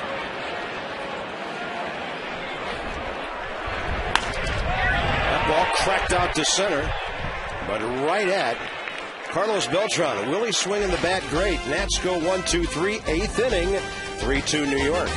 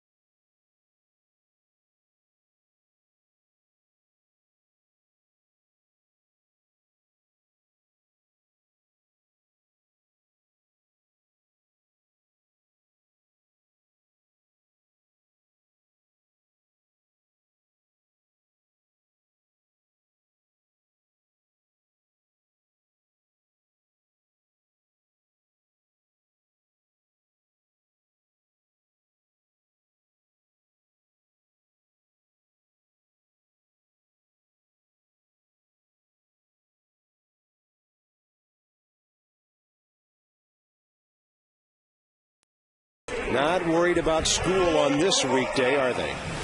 Friday night, after the day off tomorrow, Mass and HD Nats and the Marlins. John Lennon trying to win his 8th game of the year, and we have heard now that Alex Sanabia, the rookie right-hander, will start against the Nats. Sanabia is 3-2 with a 4.5 ERA, 11 games, 8 starts, and the Nats have seen him this year. Nats Extra, 6:30, first pitch, 7:05 Friday night, right here at Nationals Park. First game of a 3-game weekend series. Nats have not fared well against the Marlins this year. Florida's won 10 out of 15 against Washington and 4 out of 6 here. It is a club the Nationals just have a hard time with.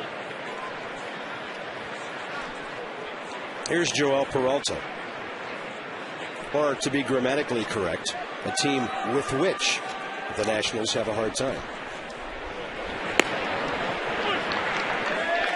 Beltran, Davis, and Wright, top of the 8th. And for the Nationals, Joel Peralta making his 31st appearance with a sparkling 2.29 earned run average. Beltran 1 for 1 today with a double, a sac fly, and a walk.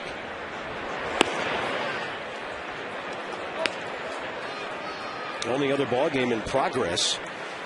Baltimore at New York, leading 2-1 5th inning as the Orioles try to sweep the Yankees in the Bronx. Everything else tonight.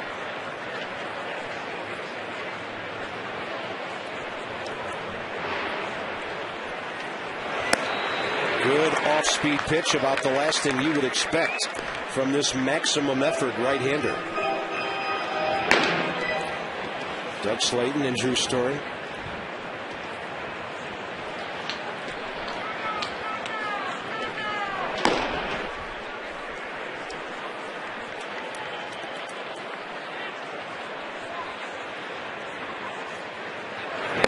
And he pulls the string again. Good off-speed stuff there by Peralta.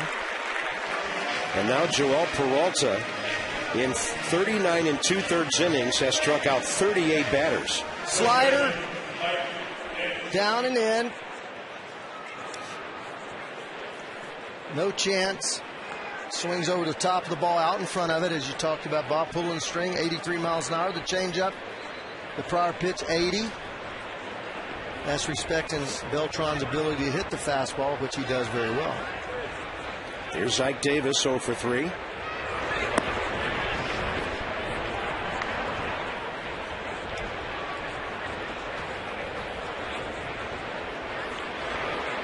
Mets have out-hit the Nats 7-5. After Monday's explosion, it's been a low-scoring series. 4-1 last night, 3-2 today. And Peralta has some of his best deception of the year going right now. He's living in the low 80s, Ray. Yeah, after coming in pumping fastball after fastball, but he's shown on occasion, but not often. I mean, about 1 every 6 pitches has been off speed for him this year. And I'm talking about other than the slider. He throws a slider quite often, but that fastball right there is what has made his money on this year. 91, located about as good as you can locate it, throwing it right through a coffee cup setting up out there. And I'm sure it looked harder than that after the changeups. Yes. 1-2 with 1 out. Ramos setting up in the outside corner, and Peralta powders it right into his glove. 1 mile an hour harder. We told you about Sunday. It's a Sunday family fun pack day for $14. A seat for the game, hot dog, chips, and a soda. Visit Nationals.com to purchase your family fun pack tickets. Base is empty, 2 outs. And David Wright, the hitter, he's 0 for 3.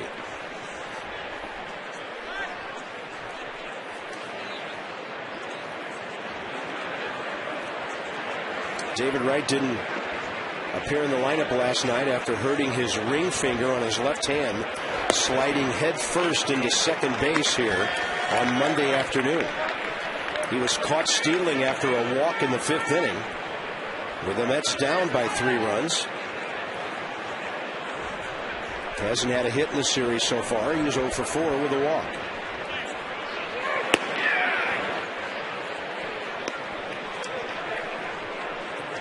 So Peralta's differential right now, right at 10 miles an hour between the number 1 and the changeup.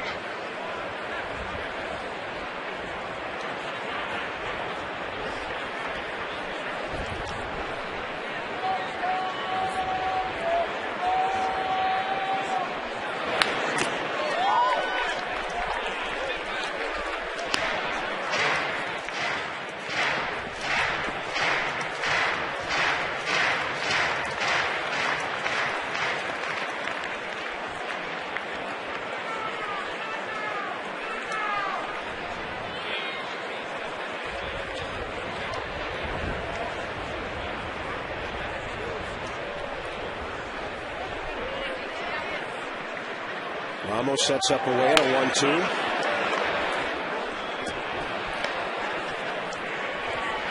Yeah, Bob, I'm noticing Desmond and Espinosa both on the grass a couple of steps back, and then they both have a great way of preparing for the ground ball, and we're going to show that to you in a little bit.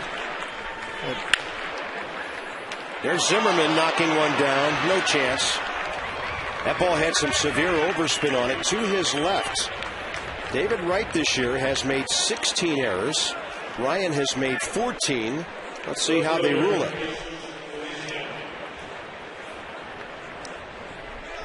Tough play, and sometimes Ryan gets to balls to his left. Gets his glove on it that other guys don't, but that was a tough play with that overspin. It always looks like an easier play on the replay.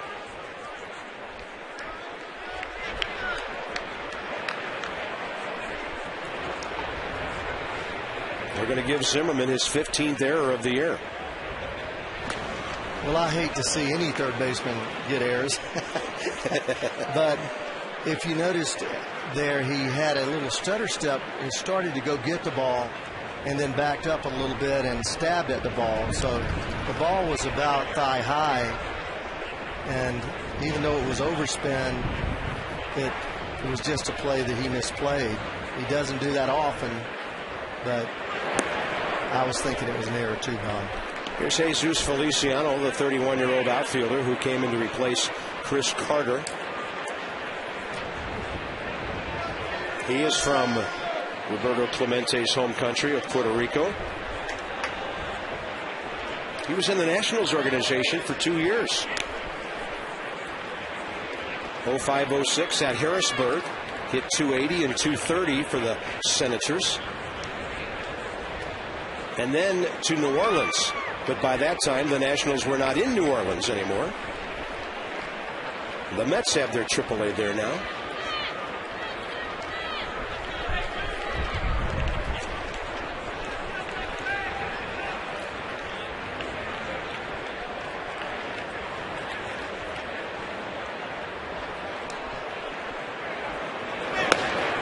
And a fastball rides up and away, 2-0.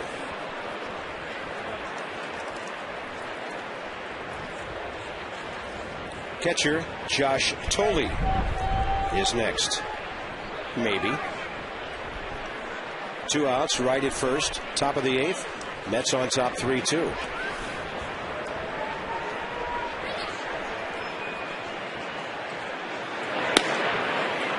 Ramos reaches back over the plate to catch the strike.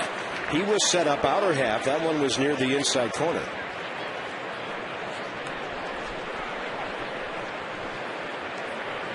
David Wright, 18 steals this year out of 28 attempts, not running as much as he normally does. 27 steals last year, 34 steals back in 2007. Mets lead the National League with 122 steals on the year. San Diego is second. Jose Reyes is not playing. He's hurt, but he has stolen 28 this year. Reyes and Pagan have 61 of their total, and if you add David Wright, that's 79 of their stolen bases between 3 guys.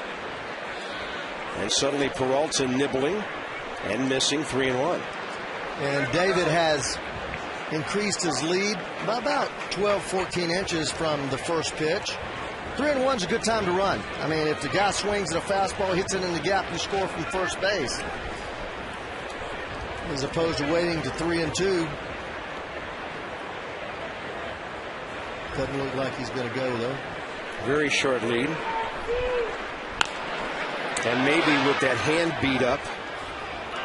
Yeah. After that slide, that ill-advised hands first slide on Monday, he's not feeling too good about maybe having to meet a shortstop or a second baseman in case the ball swung on and missed. But now on 3-2, he will be running with 2 outs.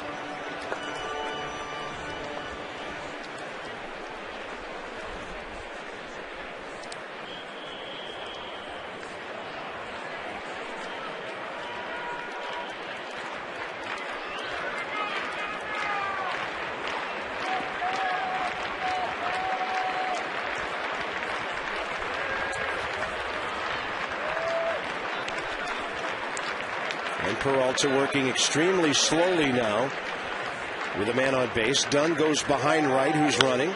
And it's right to Zimmerman. Top of the 8th inning is over. The Mets have stranded 6 runners today. A lot of time left. Top of the order coming up.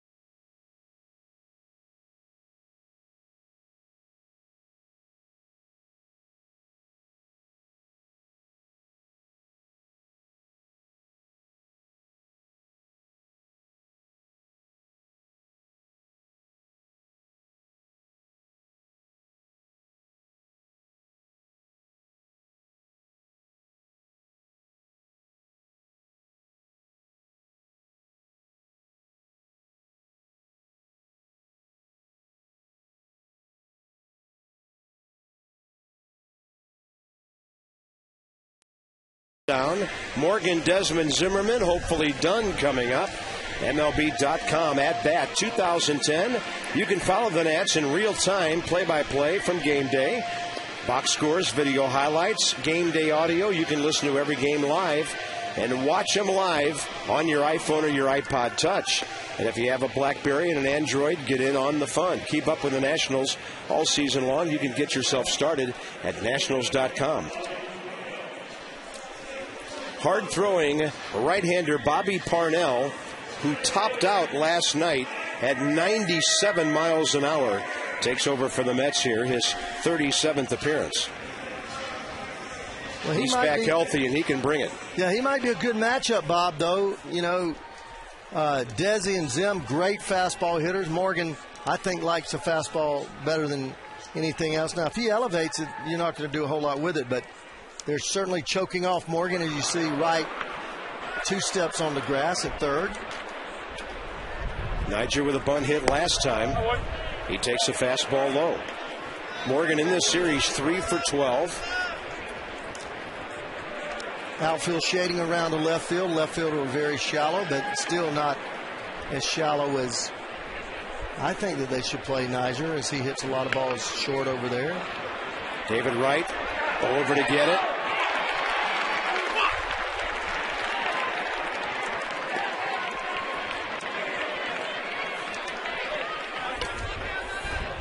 This portion of our ball game today brought to you by Bank of America. With the Desmond coming in.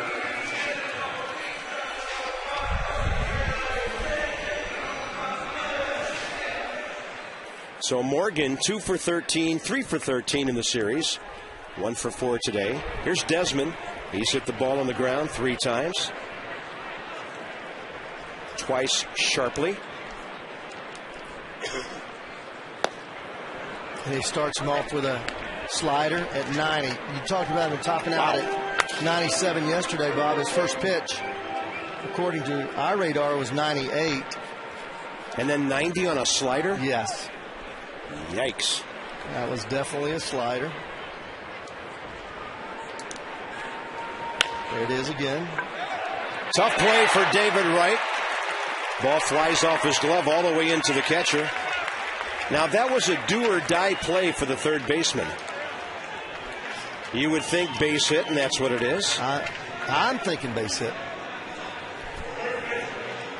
That's where you just have to make a quick decision to come to get the baseball.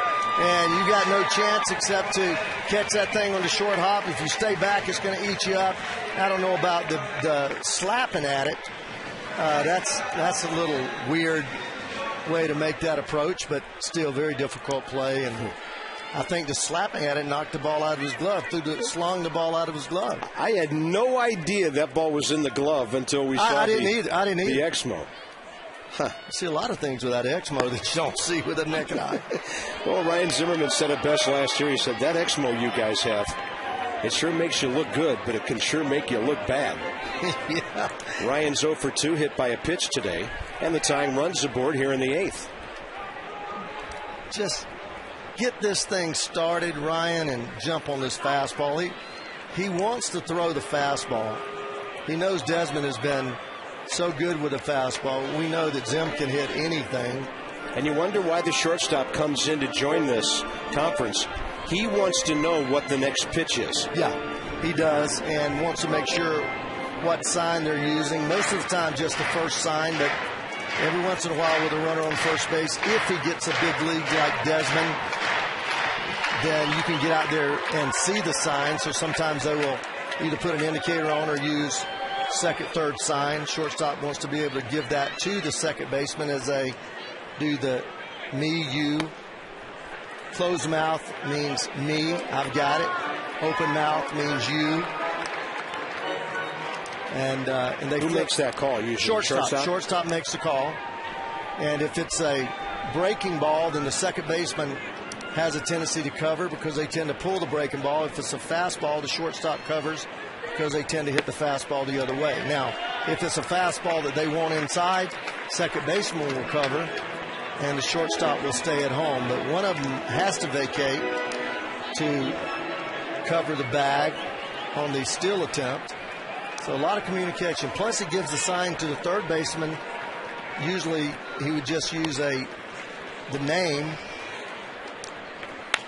Zimmerman with a late swing, and it's 2-2. And it'd say David. Anytime it would be a breaking ball or a changeup, and the third baseman then shades a line about a half of the step. They're talking and communicating. Same way. I mean, so much a part of this game is communication. And if David does not hear his name, then he knows it's a fastball, and he maintains his position, or sometimes will shade the hole. 2-2 to Zim.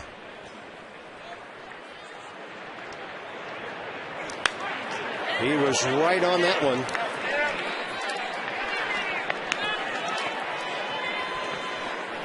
Good insights, Ray, on what's going on in the infield, the game within the game. That, we're focusing on batter pitcher here, but a whole lot more going on with a runner at first and 1 out, 1-run game, bottom of the 8th. Mets are heading home after this after a 10-game road trip. Desi with that little whirly bird of his fingers asking for Listash to repeat the signs. And that tells me that he came close to getting some type of sign there because it's not a hit-and-run count. So Desi was thinking, well, maybe I saw the steal, but I want to check again. And that oftentimes alarms a manager in the dugout that, hey, they're thinking something because the guy on first base this late in the season ought to know what the signs are. And Dunn is on deck. He's not running. Zimmerman hits what could be a double play ball. Desmond goes after the second baseman and forces him to make a high throw. So credit Ian Desmond with keeping the Nats out of the double play as he really went after Hernandez. Great call, partner. And that's another part of the game that his team's getting so good at. You barrel down there, this ball, and you take him out to left field if you have to. And that's what happens. you know, you're gaining an out for your ball club. Look at Desi going right at him. You can do whatever he does, actually raises his shoulder to try to take him out of there. But that's a great job by Ian Desmond, and that's a baseball play. And the Mets will come with one of their left-handers with Adam Dunn coming in. Tying runs at first, 2 outs, bottom of the 8th, awaiting a new pitcher.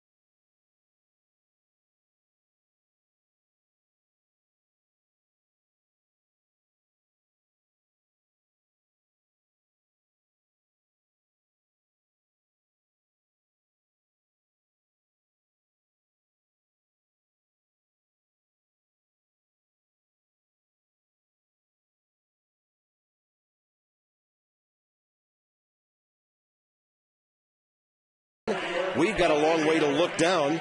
A lot of things happening here. And Ray, every 7th, 8th, 9th inning this time of the year, it's a real chess match. And there's a lot of extra pieces for these managers to work with. They really are. And I liked it. You know, you said a lot of people don't like it, but I liked it because as a manager, it gives you so many options. You know that you always have something to go to, and you're not going to get boxed. You have an answer for anything that they have. Now, it may not work, but you always try to get a matchup, as you said, with Manuel making the deal with Evans coming in there to face Burnett, and that may have been the matchup he wanted. Obviously it was, but Jim, on the other hand, thinking Burnett gets right-handed hitters out, and he was beat by Evans, but not after making a heck of a pitch. Pedro Feliciano inside on Adam Dunn. He took a little bit off that pitch because Feliciano throws in the 90s. That one was mid-80s. Adam Dunn 1 for 3, 2 for 10 in the series. Still looking for his first RBI against the Mets. That's up and in, 3-0. Well, I'm letting him swing here. 3-0, down by 2. This cat, he can hit the ball out of the ballpark, we know, anywhere. Got a great eye. I'm letting him take a shot right here if he wants it. He didn't like it on the outer half. No, and he's got it good enough. Some guys can't do that. Some guys are just going to swing at it no matter where the ball is. But, you know, Adam is a guy that pretty much going to get a good ball to hit. And right-hander Manny Acosta wouldn't appear until 2 more hitters because Bernardino's on deck. Well, this could be the ball game right here. 3-2. The runner will be moving in the 8th inning. Yeah, Adam just a little late on that ball, and it's right down the middle of the plate. A good spot for him. I hope he throws this one there in the same spot. Adam Dunn fouls it away with Zimmerman on the move. And he almost did. I tell you, that drop down, you know, sidearm submarine type thing is very difficult when the ball's coming from you behind you. I hated Kent Tekulve. I mean, I hated him with a passion. And I don't hate anybody, but I hated him because I was like 2 for 30 against him.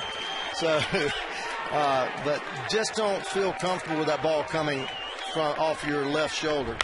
Adam Dunn with a ground ball right side. Fielded in right field by the second baseman Hernandez.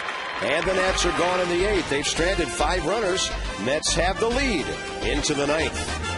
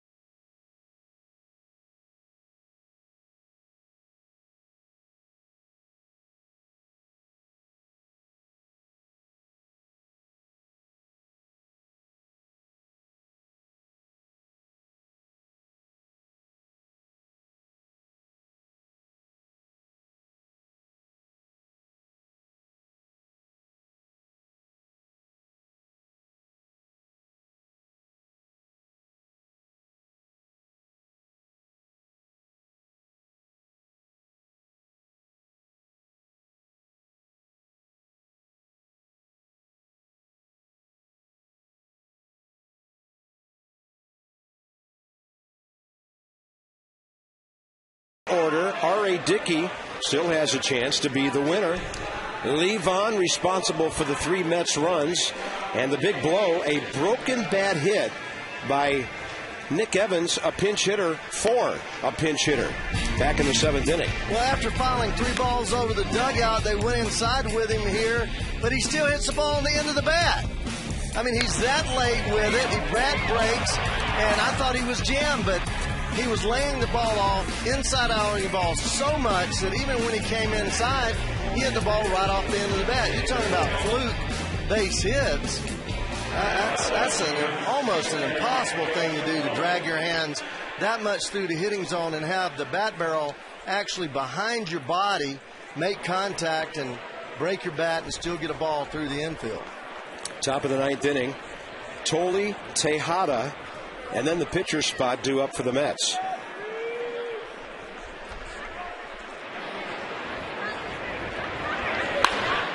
And this ball drilled to left center. Toli, first hit of the day, scooped up by Bernardina, and an arm you're not going to challenge. Leadoff man aboard in the 9th.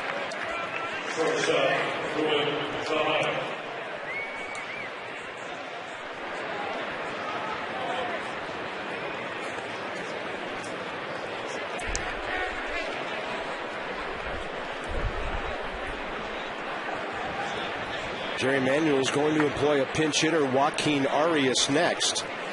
Let's see if he goes with the bunt here. Yeah, he's got to bunt it. On the road, trying to pad your lead. Yeah. And he missed it.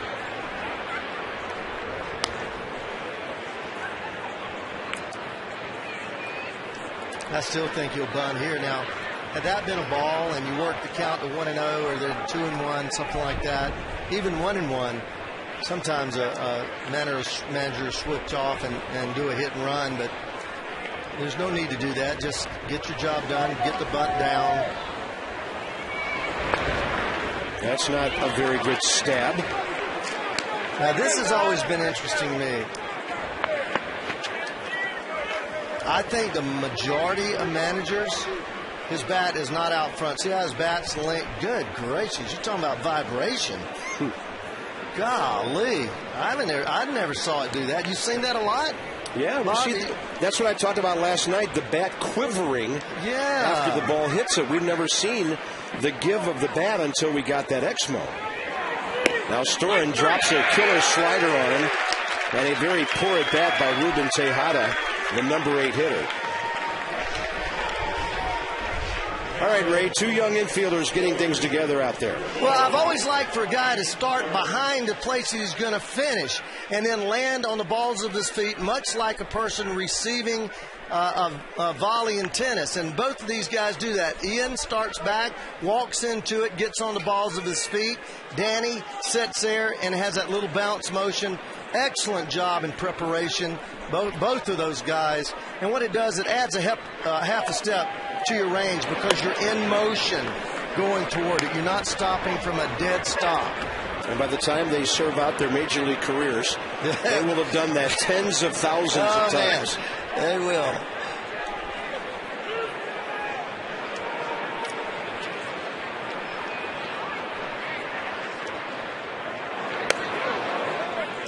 I was trying to get into, whether Manuel would bunt with 2 strikes. I wasn't afraid to do that, and my opinion on that is that if that runner is that important that you're bunting with 1 strike and you stay there bunting with 2 strikes. Right field for Morse. Michael has it, 2 outs. Then why don't you go ahead and bunt with 2 strikes? Because it just takes the 1 bunt. Now, pitchers do it. They make pitchers do it. And you're that part of the order. And generally, when you let them swing, you either hit into a double play or strike out. But most managers take the bunt off with 2 strikes. And the other thing is, if you're a 192 hitter, you better be able to bunt. Yeah, that's right.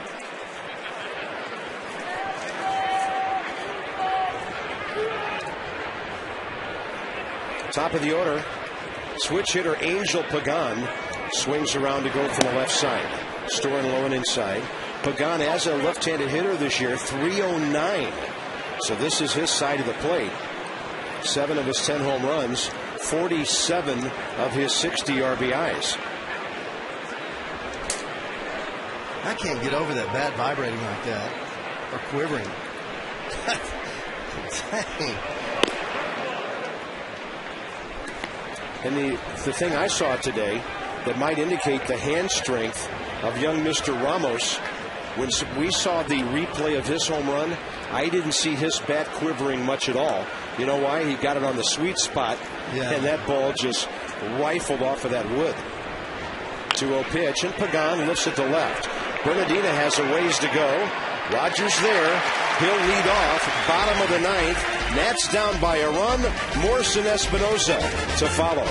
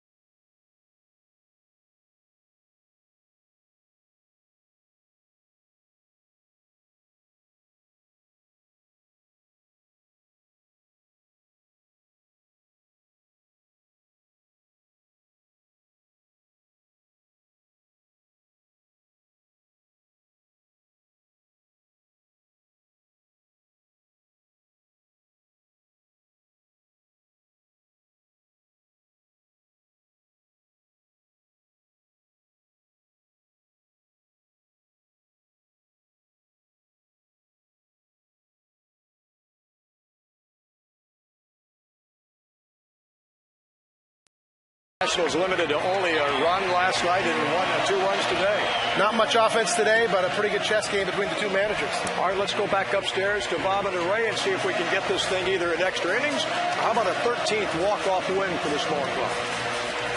Sounds like a lucky number to me, Johnny. And the Nats in the bottom of the 9th will face the left-hander, Takahashi. I can tell you that Roger Bernardina will not be leading off. The Nats will go by the book here and employ Alberto Gonzalez to lead things off. Takahashi got the save last night, his 4th of the year.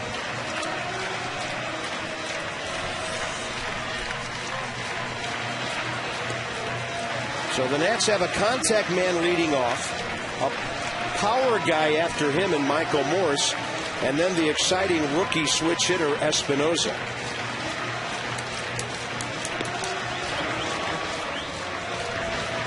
And the Mets, of course, still patching together their bullpen, the back end of it after the departure of Francisco Rodriguez.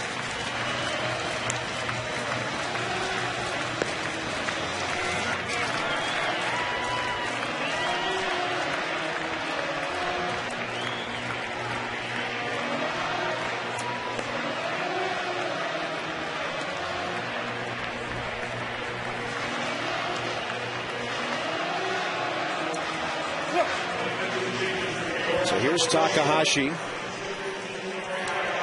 35-year-old left-hander who spent 10 years in Japan with the Yomiuri Giants. 79 wins that time, 15 saves, and they all came in one season, 2006. And we saw this guy has some serious stuff. He struck out Dunn last night, got the double play ball on Pudge Rodriguez to end the game.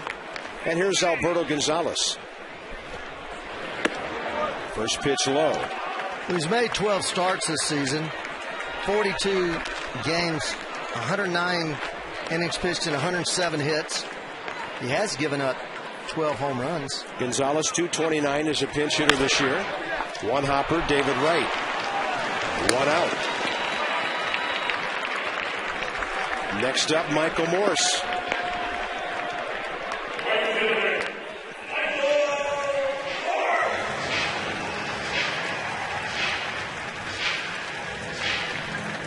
Nats will have a day off tomorrow. The Marlins in Friday night, 7 o'clock. We're expecting Alex Sanabia to replace Josh Johnson for the Fish. And John Lannon, red hot for Jim Riggleman, will take the mound for the Nats. Latino Heritage Night at the ballpark. Hope you can join us.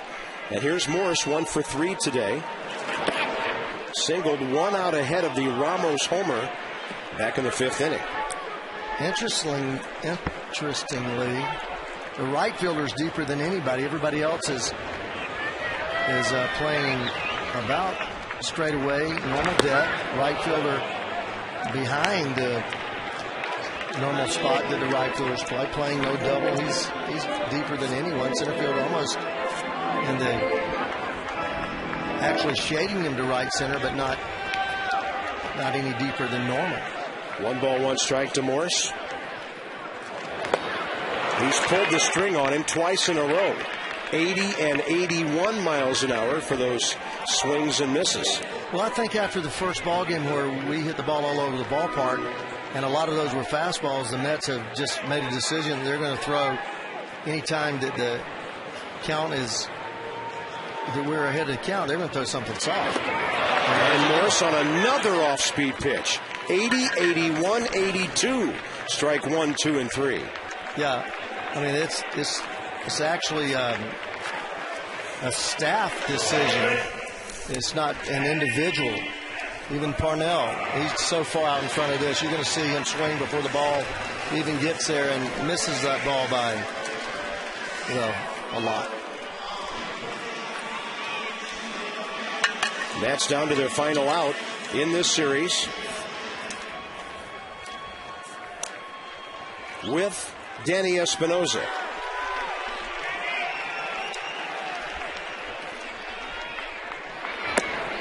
I asked Danny what kind of hitter he was when he joined us in Florida last week. He said, I'm a gap-to-gap guy, line drives. So he's got to be of that mindset now and not trying to hit the ball out of the park. Yeah, he needs to be thinking up the middle. Big, strong guy up next. And Takahashi has some serious off-speed stuff going right now. And the worst thing you can do is try to pull him. And, this is where I think Danny has that very high baseball IQ. They pitched him soft all day. He just saw Morris get 3 soft pitches. There, he was a little bit out front, and let's see if he works himself back to the right side of the diamond. That ball well hit down the line, but it's hooking. And he misses a home run by 5 to 10 feet. A fan down there tries to signal it fair, but no chance. Well, he did gear down. That was an 82-mile-an-hour something. I didn't see whether it was a changeup or the breaking ball. I'll be able to tell you here, as it is a breaking ball, but the ball's inside. He gets the barrel out, and there's no vibration in that. No. And what a sweet stroke the kid has. And, you're not going to be able to throw the ball by him inside. He struck out 1 time today, but and he struck out a lot in the minor leagues, but as he grows, he'll learn that there's a lot of base hits in the middle of that field, and after pulling the ball like that, he just needs to kind of think right field here and go away. 1-2 pitch. He goes up the middle, hard hit, handled by Tejada, and the Mets win the series. They beat the Nationals 3-2 and win the series 2-1. We have more coming up from Nationals Park in a moment as New York takes 2 out of 3 here.